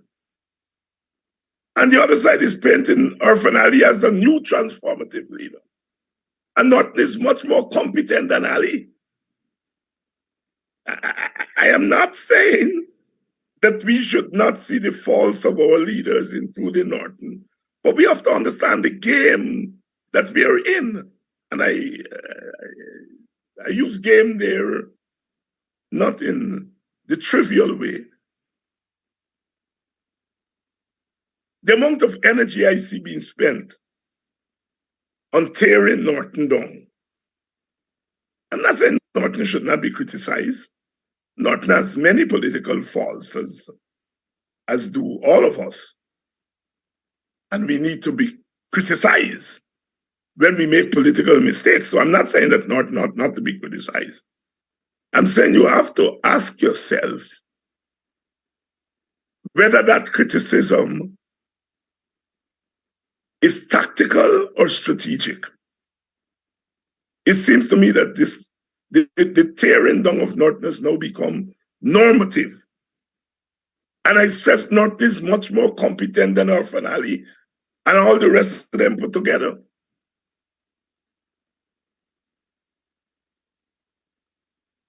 So we have to criticize our leaders. But we have to do it in a different context from the way we are doing it. That's the argument I'm making. I was listening earlier to your program, I suppose it was yesterday's program, and somebody was making the point about small parties have to do work, and you give a very brilliant answer. But imagine somebody's telling you, Kidaki, who get out of your bed every morning to do work. More work than some big party people, and yet somebody's telling you small party must do work.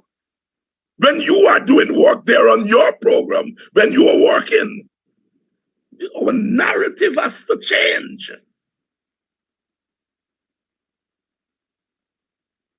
We have to stop talking nonsense.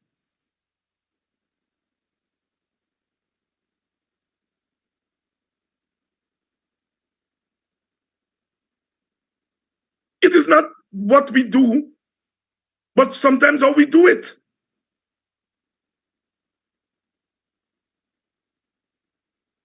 At the time when everybody, whether they belong to big party, small party, no party, everybody is fighting up because they understand the seriousness of the situation. We still carrying on a conversation about little party and big party.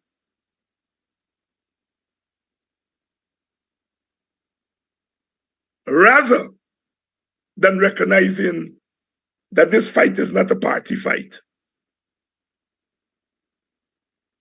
This fight is about different groups in the society. And in our case, in the opposition, it's primarily about the state of Africans. Yes, we have East Indian supporters, some, Amerindian supporters, some, yes.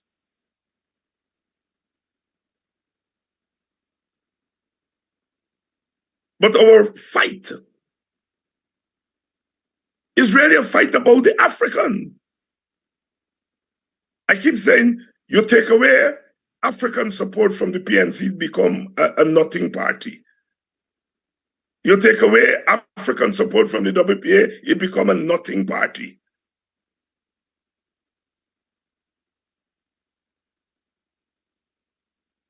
And if those parties, the WPA, the PNC, but I don't know where the AFC stand, but certainly the WPA and the PNC, their strength is dependent on the strength of African people. I don't think they want it to be so. But the force of history has brought us here.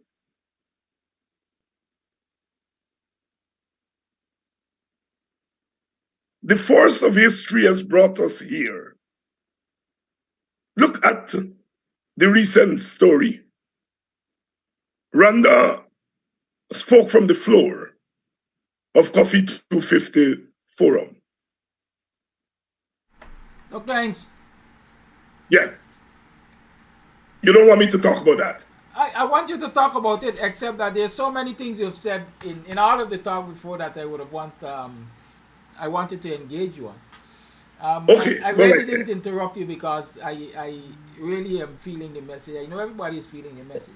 But Okay, there go are ahead. a lot of things that you've mentioned that you know, we perhaps can have an extended conversation on, and then we could go on to the Rwanda thing. But you know, I don't know. It's 12 minutes past the 8 o'clock hour. Let's deal with the Rwanda issue and the WPA, because Rwanda issue is the WPA issue right now.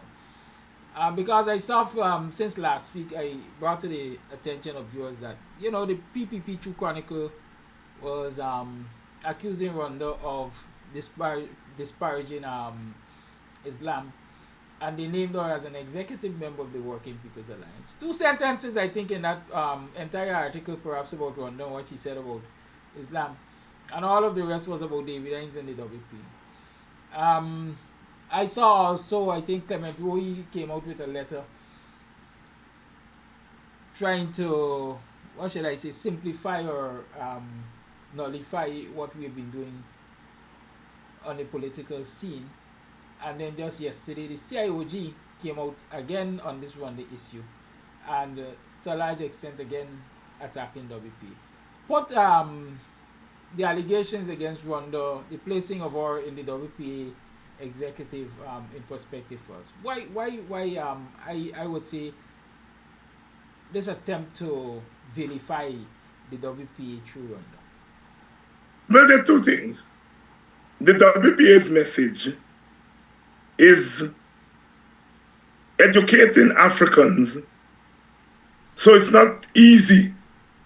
We are making it difficult for them to buy African people. Second, they must know that their own supporters must be beginning to say, but these people are making sense with what they're saying. These people are arguing that they're human beings. These people, foreparents were enslaved. These people have a right to make demands on the system. So when they go after Rwanda and, first of all, try to give a spin on what she says, and then take that spin and link it to the WPA, they're really speaking to gullible Africans and their own supporters. They're trying to say the WPA is anti-Indian. And so that is directed to Indian people. And if you go out of your way to tell Indian people WPA is anti-Indian, it means that something in the WPA message is resonating with those Indians. And if you're trying to say to black people that WPA is anti-Indian, they're racist, it means there's something in the WPA message that's resonating with black people. And so that all-out thing, look, Rwanda got up from the floor and she did something that women have been doing for the last 40, 50 years. And that is, they are shining the gender light on our institutions. Whether those institutions are religious institutions, cultural institutions, government institutions, the family, women have been pointing to the male-gendered nature of our society. That's all that Rwanda Lane did from the floor. She did what women all over the world are doing. They're raising questions about the gendered nature of our institutions, including our religious institutions. That's all that woman did. Chronicle didn't cover what the speaker said. They went to what Rwanda said from the floor and then spin it, frame it as hate speech. When what Rwanda is doing is what scholars, women scholars do every day. And that is, they question the gendered, the male-gendered nature of institutions. I didn't intend to speak on this matter. And the reason I didn't intend to speak on it because I found the simplicity in it an insult.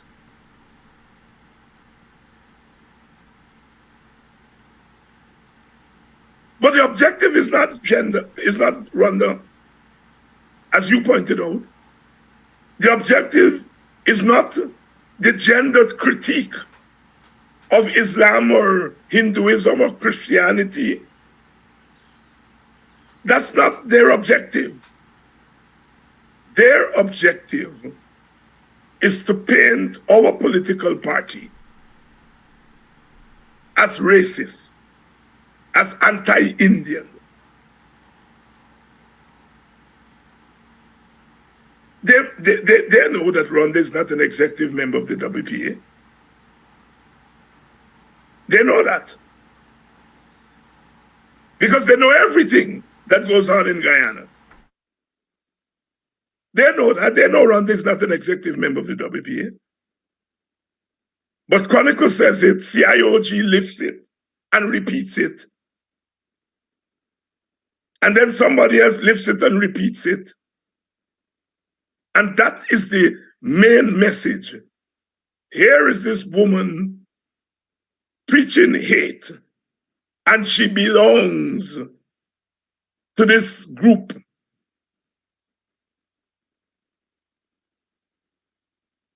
You're dealing with people who are mastering the art of high-class propaganda. And the only way you can beat that back is to confront it straight, head on. And you have to speak to your people. Because I'm sure there's some black people who are run away with that nonsense that Rhonda preach anti-Islam. When the woman is doing something that has become so normative, any book you pick up now, coming out of big university with big scholar, they're raising questions that Rhonda raised about the gendered nature of our institutions.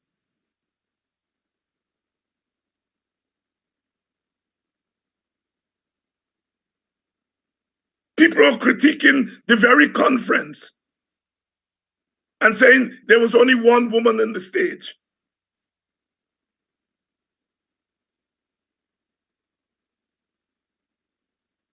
So it's okay for them to critique Coffee 250 for having only one woman on the stage.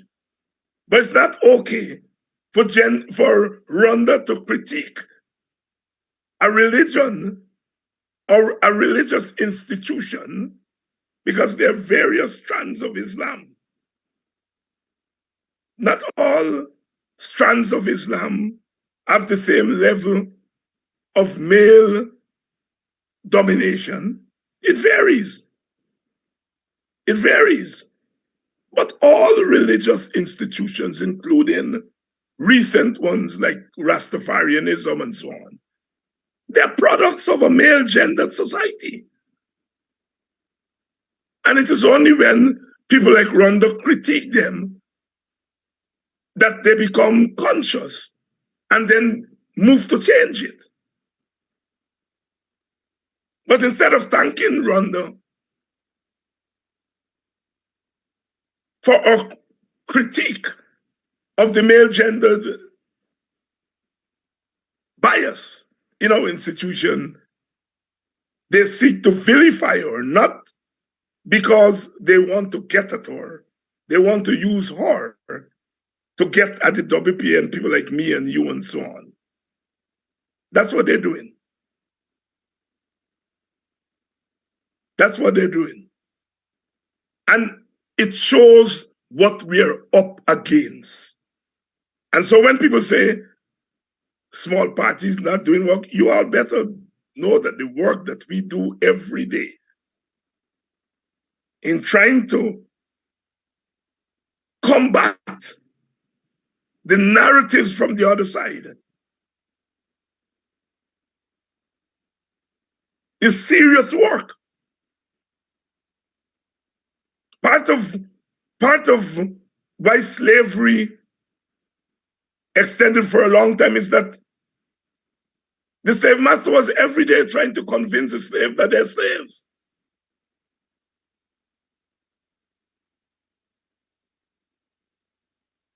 You know? And that's what they're doing today. don't worry with those people in the WPA and so on there. All they're doing is preaching hate.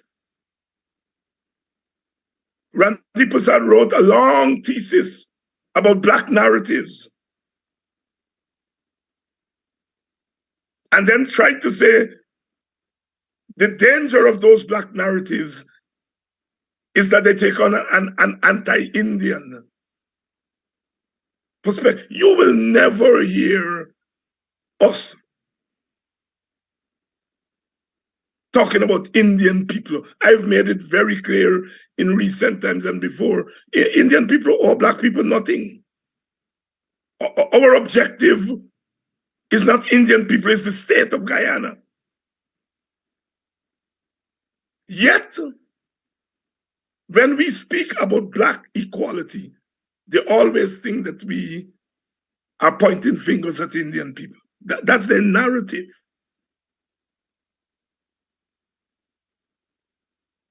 That's a narrative.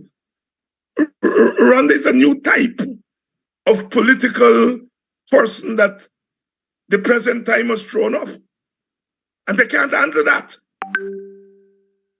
They cannot handle a working class woman who won't go to no big university, but clearly someone who has read, who reads, and she participates every demonstration, don't care which opposition party that lady's at. And she's constantly educating herself. It's a new type of leader, a new type of political person we are developing in Guyana, and they fear it. And so they try to paint her to be stupid and she don't know what she's talking about and all of that. But it's a new type of political being that we are creating in the black community that they can't handle.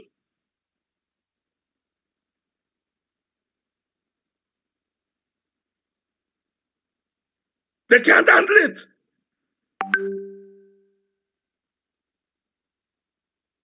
So, my brothers and sisters, we have to up our work. And we have to trim the excess fat from our narratives.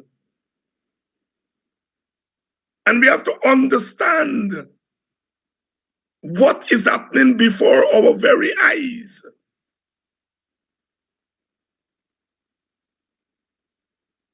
And they don't want more of Rwanda's. More of Rwanda, sorry. They don't want more of Rwanda. They don't. So they link her to the WPA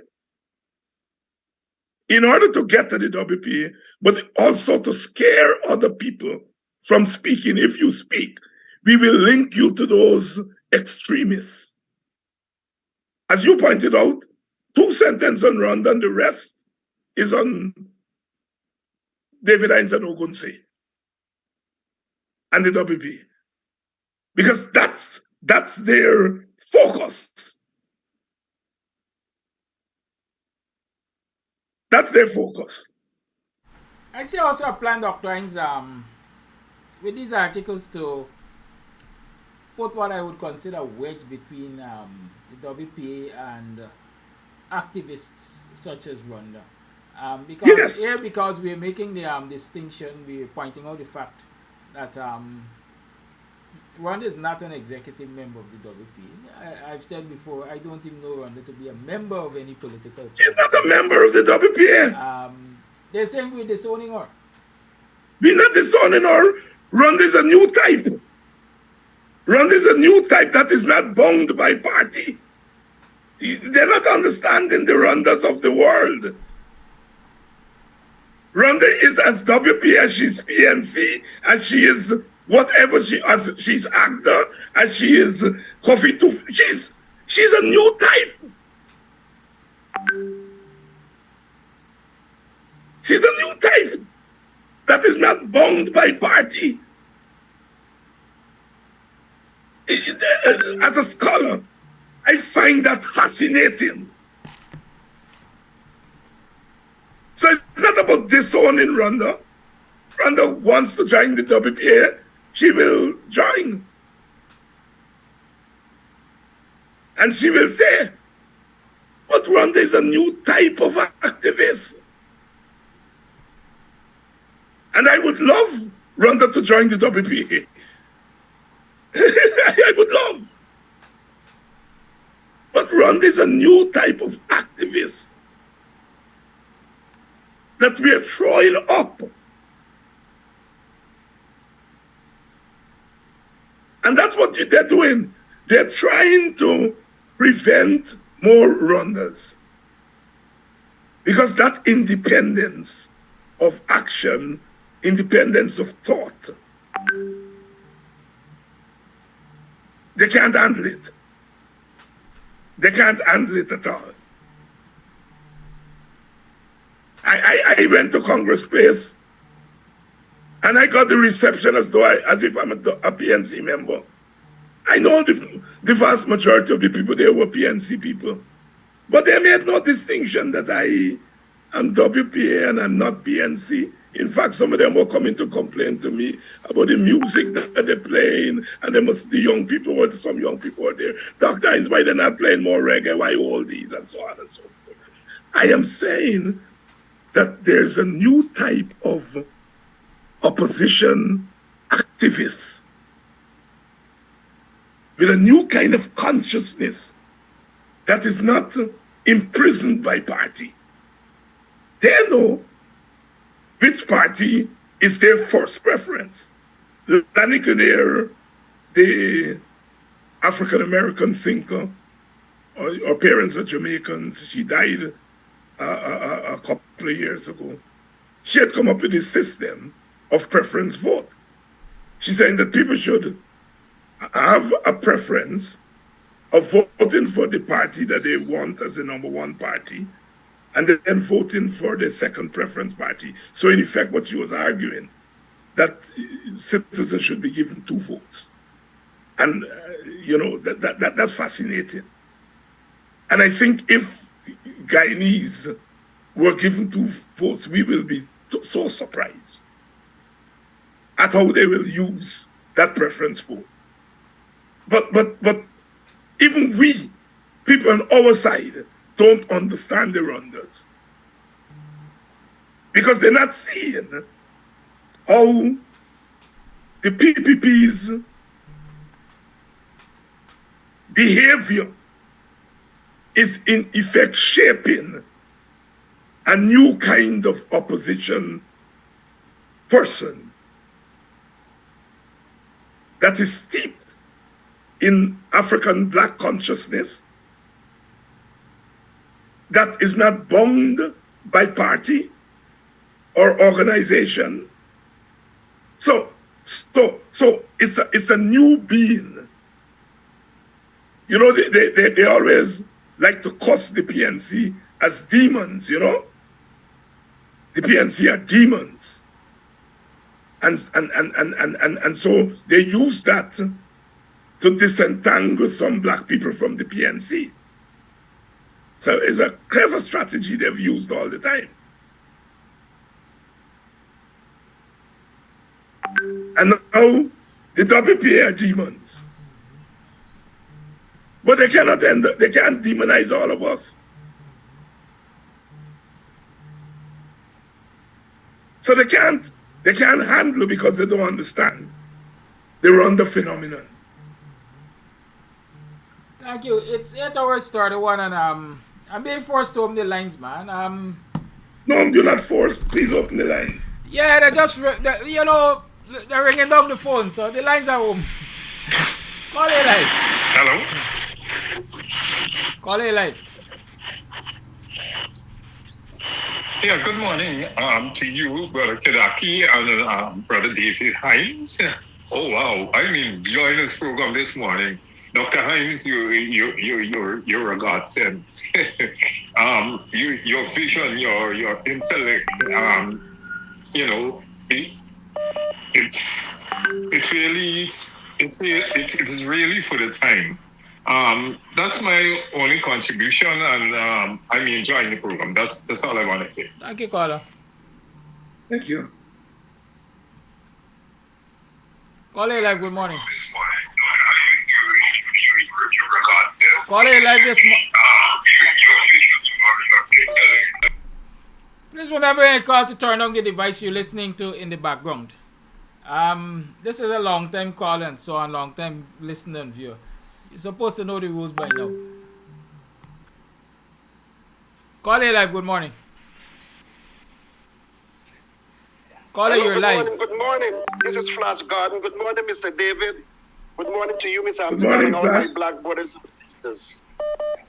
They would always keep coming after good food. The Indian people getting good food from Rwanda Lane.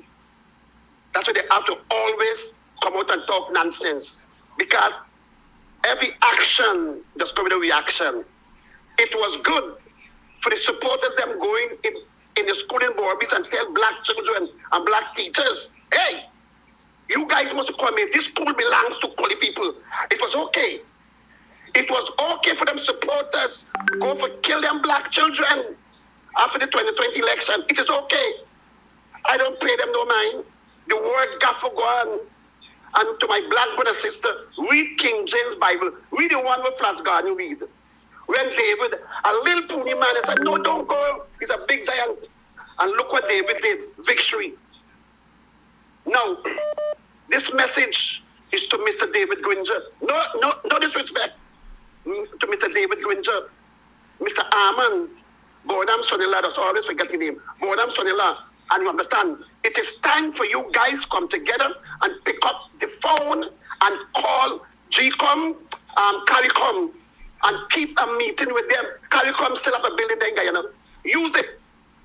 Use it. It's time for you guys. Use it.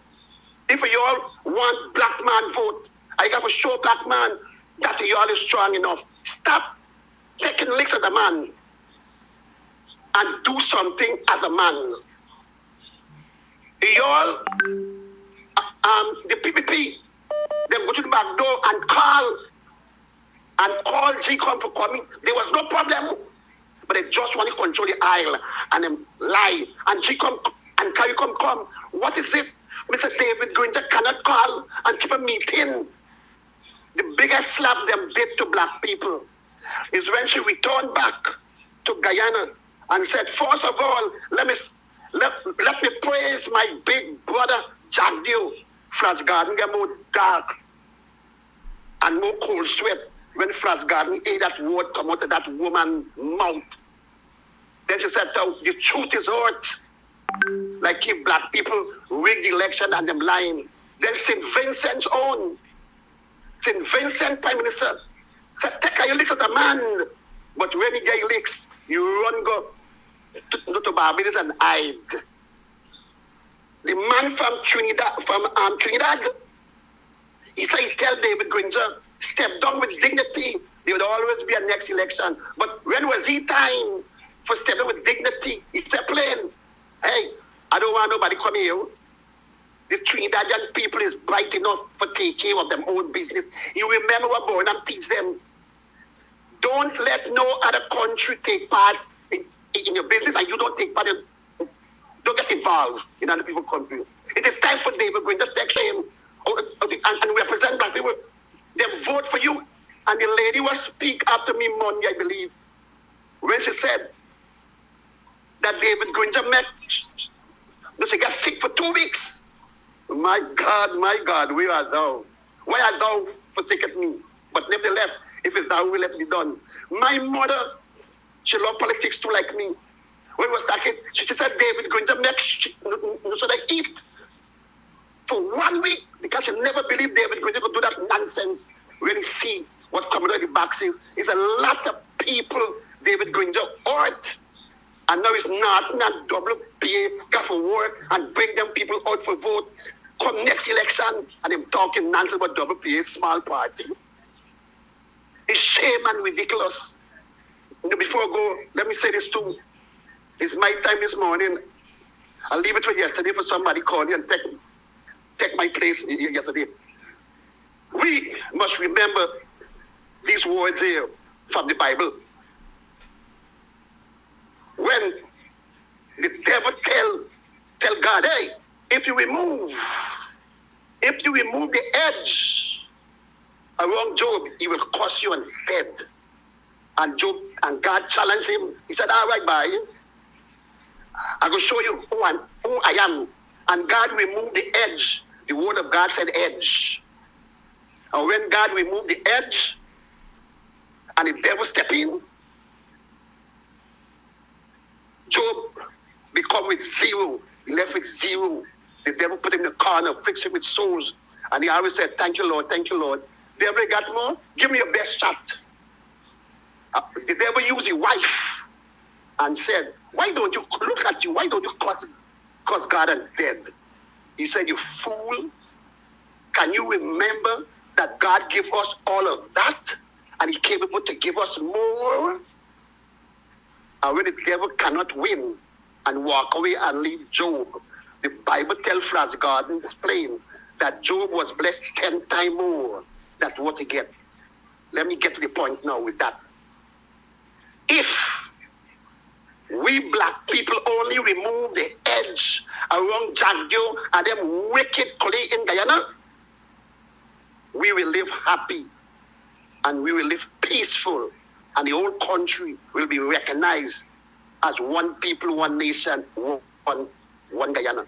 We got to remove the edge, and the edge, remove that support, what you guys supporting, the wicked Indian people and Jagdio and the government, remove that support. He said, David, Angela always said, buy what in your village. If you don't have it, then you go somewhere, but buy force. Stop supporting, remove that support. That is the edge. And I always said on this program, the government and some of the Indian people, they are zero without the help of black people. We got to remove that edge, remove that support. It's support it means. If teachers can't get paid, don't teach them children. That is part of support. Thank you very much for your time. Thank you for your call. It's now 21 minutes to the 9 o'clock hour. You're tuned to the Guyanese Morning Time. We're talking with Dr. Hinds and we're discussing the several issues in apartheid Guyana.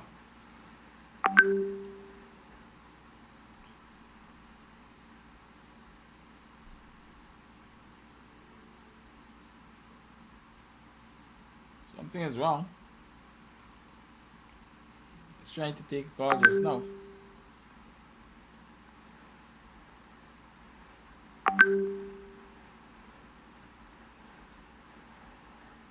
There are some voice notes.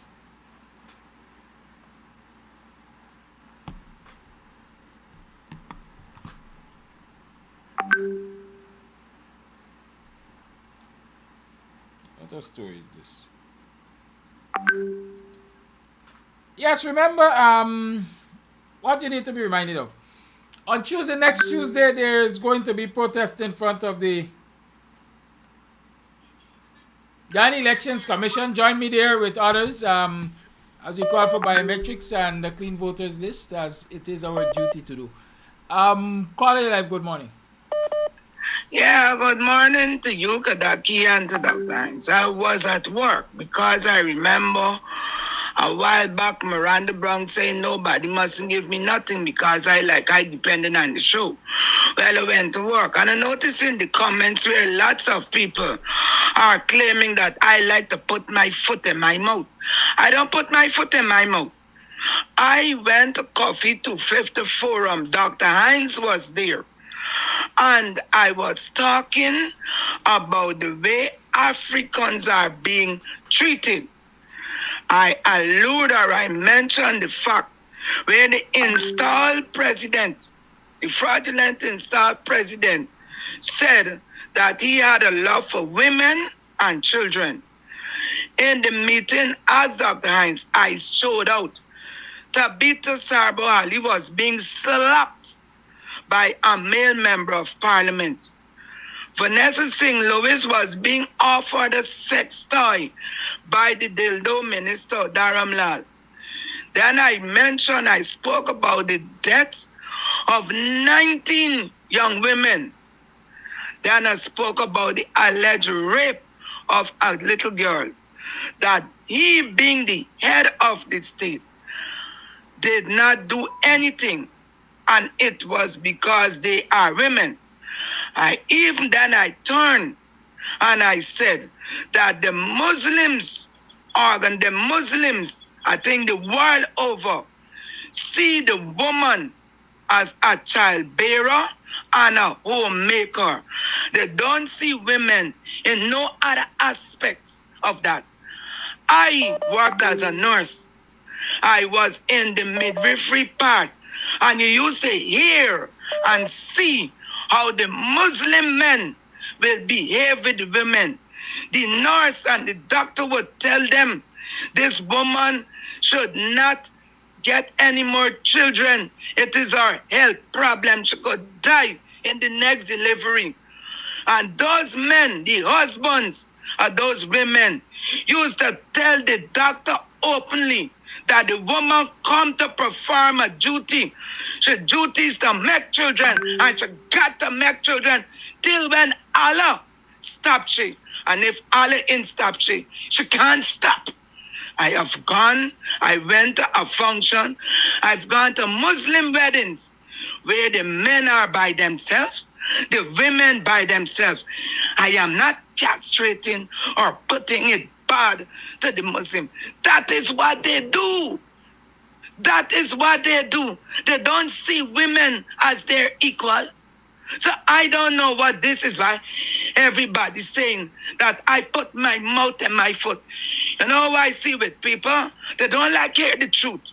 And once you could bring the truth and tell them, they are so dark and daft in their ways that they don't want to accept it.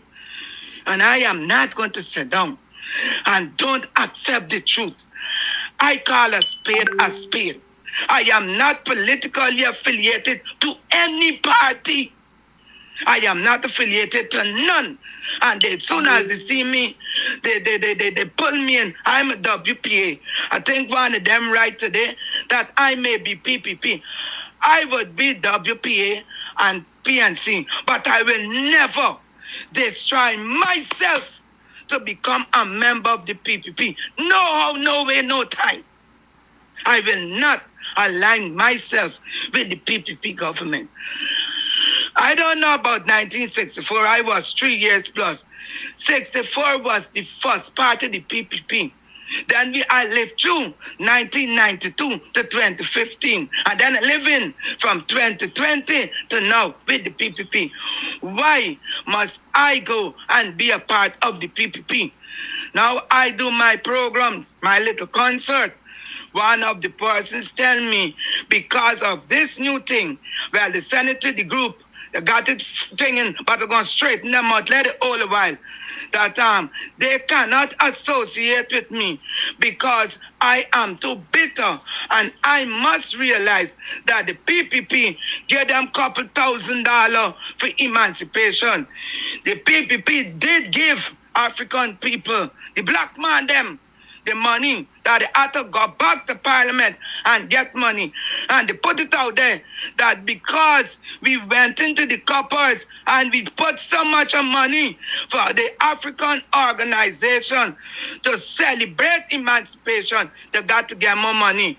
But news flash, breaking news, special report, Rhonda Lane concert on Sunday was not given a cent from the coppers of the government.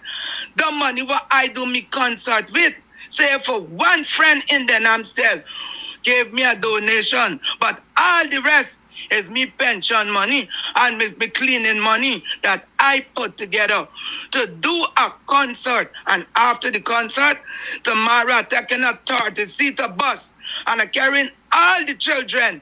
I got to pay for the bus on a trip to know more of Guyana. So I am not destroying people. I am doing things in my community.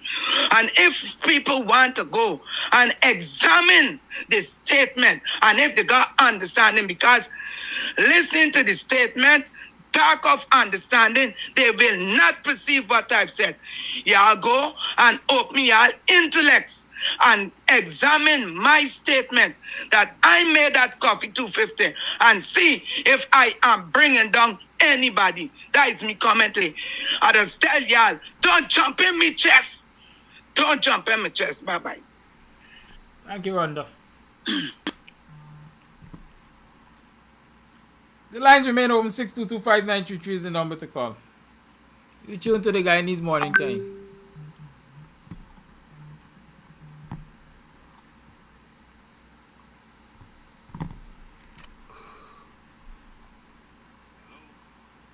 Caller, 1 minute. Caller live, good morning. Good morning, gentlemen. Well, Rhonda is Salman Rashid to the Muslims in Guyana. She's a turn in their hip. I like that. Keep it up, and I wish all of those silent parliamentarians will get the guts like Rhonda to come out and fight like her. Anyhow, this fight is our fight, right? This fight is our fight. This is a black fight. We gotta stop depending on the other people, the white Jesus up in the sky, and the whites outside here to come and fight our fight, because it will not happen. Again, as a saying, and I like to say, the revolution is not at the ballot box nor in the church, right? The revolution don't start there. And I'm going to say something that's going to surprise people this morning. Come elections over here, I am not voting. Reasons for. Look what's going on in Niger. We could face with the same thing. Right? France and America were at odds when they were fighting, between the Russian and the Ukraine thing. But when it comes to team up against us black people, and I always tell people we must stay out of white fights, because when it comes to teaming up against us, they will team up and destroy us, or try to destroy us. So our people must stop looking on the outside for help in our fight. It's our fight, and we need to take our fight up on our own, because these people never fight for us. Never fight for us, because fighting for us is destroying their interests. So we got to remember that. That's my take this morning. Thank you for your call. It's 11 minutes to the 9 o'clock hour. Hey, good morning, Kadaki. Good morning, Doctor. Hey, good morning, Kadaki. Good morning, Dr. Hines. Dr. Hines, could you explain a little more on what the term supermajority means? Good morning again, Kadaki. Sorry to double dip, but I think Rhonda may be wrong in a sense to put all Muslims in that category. The type of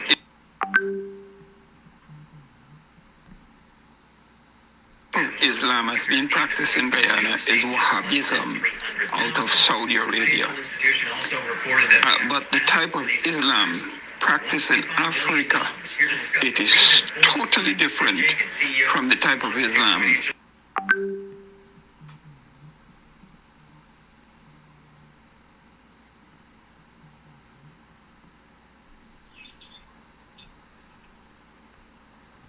Call it live, good morning.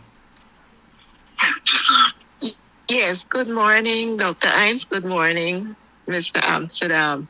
You know, I'm saying that WPA, Dr. Hines, you guys, I think this is the right kind of fight that we need for this kind of, for this season that is going.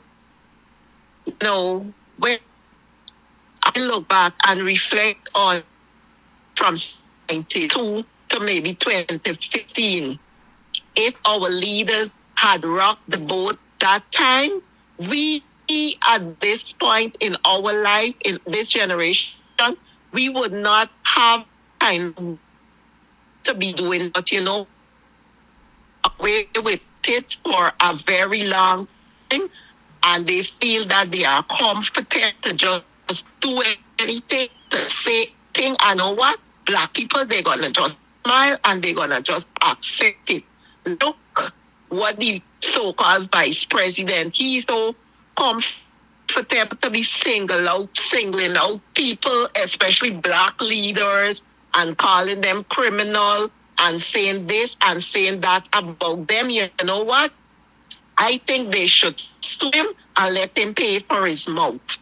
You know, Dr. Hines and Mr. Kadaki, I know that this show provides hope on a daily basis for a lot of people, because you know what? Yesterday it was blackout and I was like a fish out the water, like texting Mr. Kadaki to find out what is going on. I'm not finding the program. You find that people traveling on a long journey, they use this program as a company to, you know, give them that strength on a daily basis so that they can fight on. And I'm saying that you guys should the PNC need this kind of backup and need support. And I think that the PNC is more sure, and you know, the WPA has their back, and I'm certain that, you know, the two parties will come together to fight this war you fight now. Another thing I was suggesting, that seeing that, you know, we advocate for black businesses and everything, what about Chamber of Commerce maybe in Buxton, where you can bring together like these local businesses and, you know, farm something, provide a little training for them, show them how they can access capital to improve their businesses. Because I was saying that I can remember back in the days, the best mobby I have ever tasted is from Buxton. And I used to work with my husband and he would bring it from somebody who sells mobby in Buxton. So little things like that. And, you know, Mr. Kadaki can maybe have a package where he can do the little ad for them, not at a big price, but, you know, be reasonable with them. And I know that it would catch on to the other black villages and we would help the businesses in a big way. You guys just keep it up. Hold on. I know some days it's hard, but nothing comes easy. We have a battle or a war to fight, and we will fight and fight it to the end. Down with racism, down with discrimination. It's not right to discriminate or take things from somebody and to give to others, and not to be fair to all Guyanese. We all Guyanese and we all should benefit. Have a great day and God bless you. Well, thank you so much for listening. Bye. Thank you for your call. Now, guys, that question about the supermajority. I think, I mean, you might answer, you might give a short answer now, but it is something I want us to discuss. Especially given the fact, I noticed the way the so-called vice president responded to Nigeria, used his proposal at the Coffee 254. I will come back another morning, and it's not the kind of question that one can give a short answer. So I agree with you. Good. I agree with you. So we'll work it out. We'll talk about it. It's actually 5 minutes to the 9 o'clock hour. I'll take the final call for today, and then you'll respond and close up lines. Call A Life. A blessed good morning, Mr. Kadaki and Mr. Hines, once again to the rest of the Guyanese nation. I have to always, Mr. Kadaki, give your program my blessing because it deserves it and you deserve it.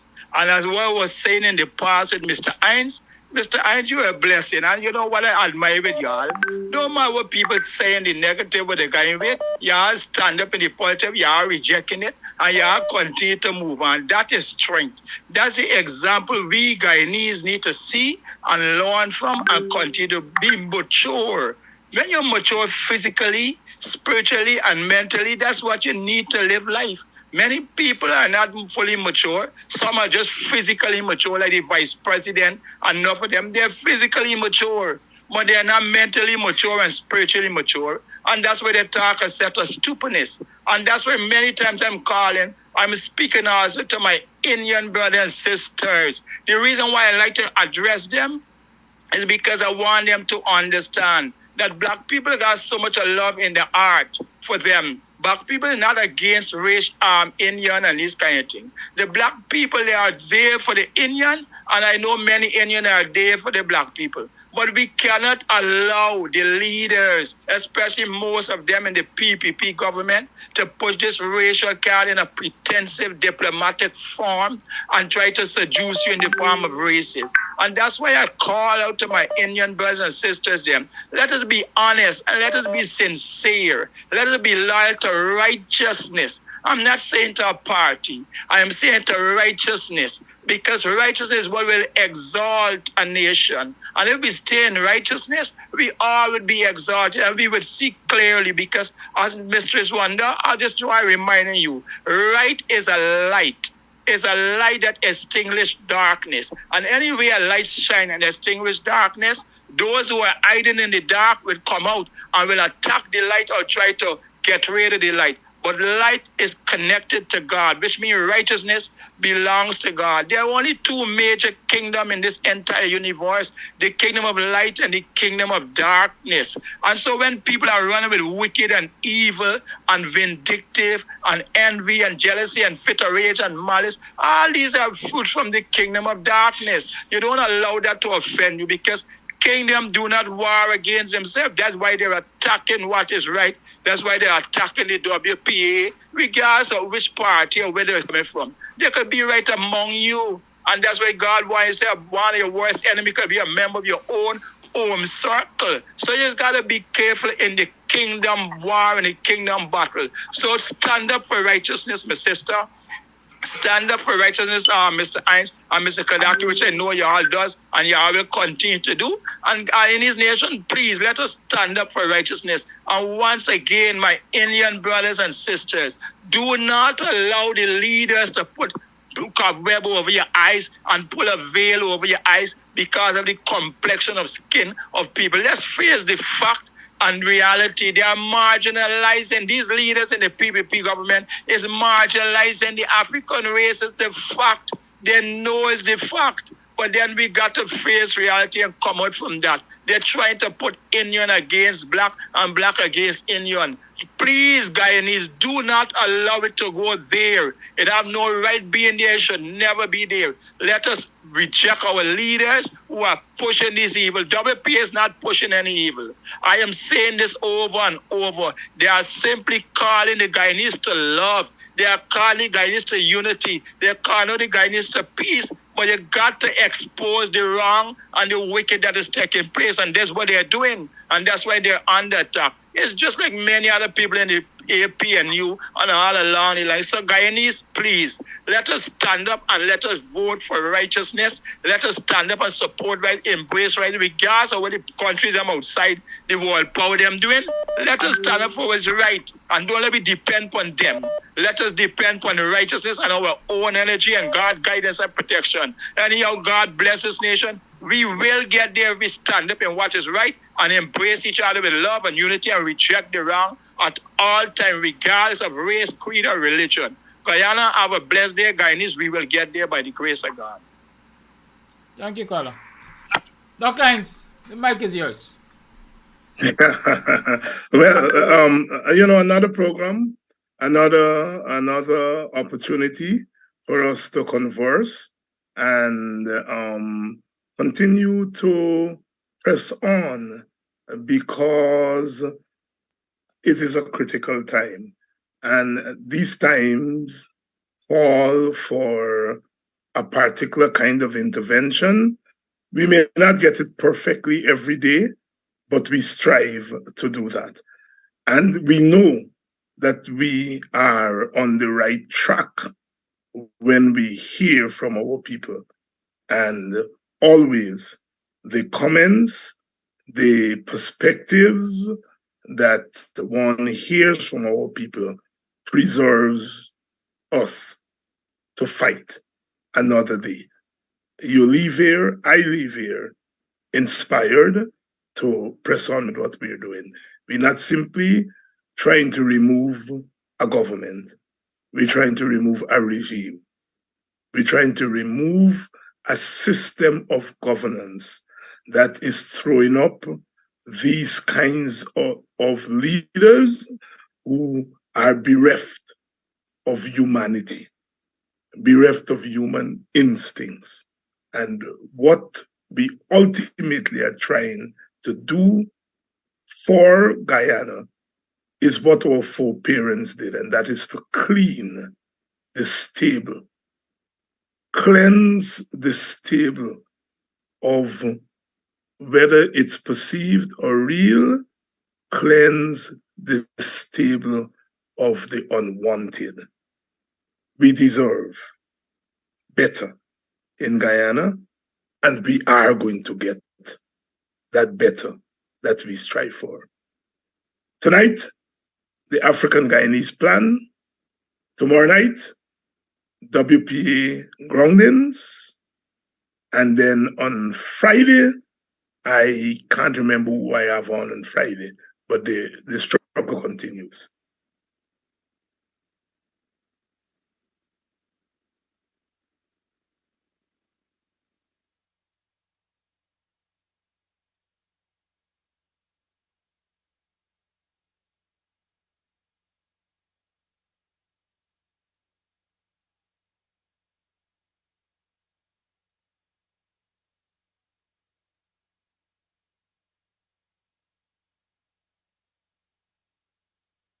I've been talking to myself all the time. Thank you, Dr. Hines. Thank you, viewers, for tuning in. It is now 3 minutes past the 9 o'clock hour. I hope you have received enough food for thought. I hope you have been re-energized and you're much more focused to fight the fight. On Tuesday, that's Tuesday the 29th, we're going to be outside of GCOM and we're going to be calling for biometrics and a clean voters list. I'm encouraging you to get your numbers together because numbers mean strength. And numbers show and send a strong message to those who think that they can do as they please when they please. On Friday, that's a few days from now, we have Kwekwe at Club Twilight. I encourage you to come down to the Kwekwe, support the Kwekwe, enjoy the Kwekwe. Get reconnected with your roots and culture. Enjoy some good Buxtonian mixed meat cook-up, obstacle cook-up. We're going to have other foods. Definitely there's going to be fried rice and stuff like that. Just like when you go to the Kwekwe. When you go to Kwekwe, a lot of people has got the Kwekwe for the food. So there's going to be a wide variety of food and drinks at the Kwekwe on Friday. The admission is free, but you're expected to support the bar and support the food, the restaurant, the kitchen, whichever you call it. So come down Friday night for Kwekwe. It's going to be a good time. Good? And don't forget to get your numbers together for Tuesday because after we have some fun on Friday, we have to go there on Tuesday and show that we are fighting for a worthy cause. Yes, that's about the message today. There were lots of voice notes. There are a couple of voice notes I was unable to play, but I will perhaps start the program with them tomorrow morning, and so we can listen to those voice notes and we can start the discourse from there. There were so many things I wanted to discuss with Dr. Hines this morning, but you will agree with me that he, from his opening statement, provided so much information and others so attentive that I dare not interrupt to ask questions and so on. So we'll be together again tomorrow for another program of Guyanese Morning Time. Stay blessed, stay focused, continue to support the program. Remember, if you're looking for meat, go down to T&W Harris Butcher Shop in the East Rhine Belt.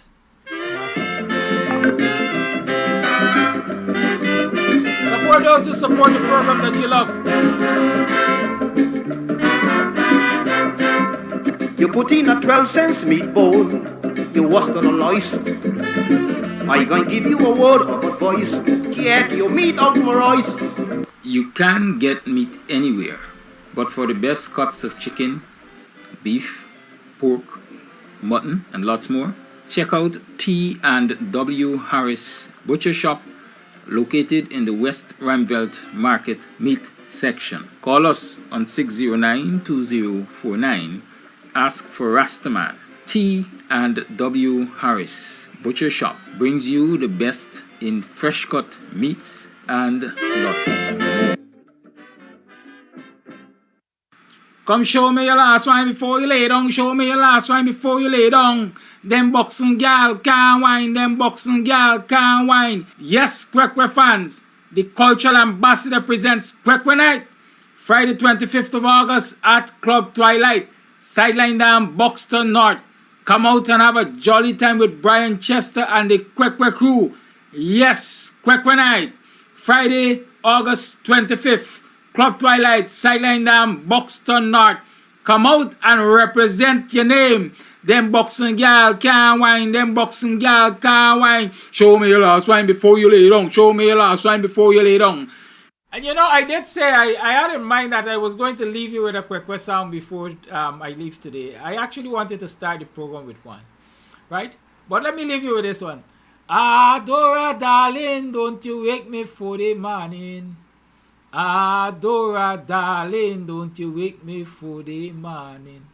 Don't you wake me for the morning, girl. Don't you wake me for the morning. Adora, darling, don't you wake me for the morning. Me go get you polished furniture. Me go get you pearl and ruby.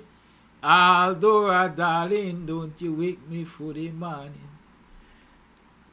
Come to Kwekwe, you're going to get the rest. And dino dio, dino di la. Dino dio, dino di la. Dino dio, dino di la. Girl, I'm gonna broke up your dino di. Dino. Not a towel to wipe my hand. Not a fool.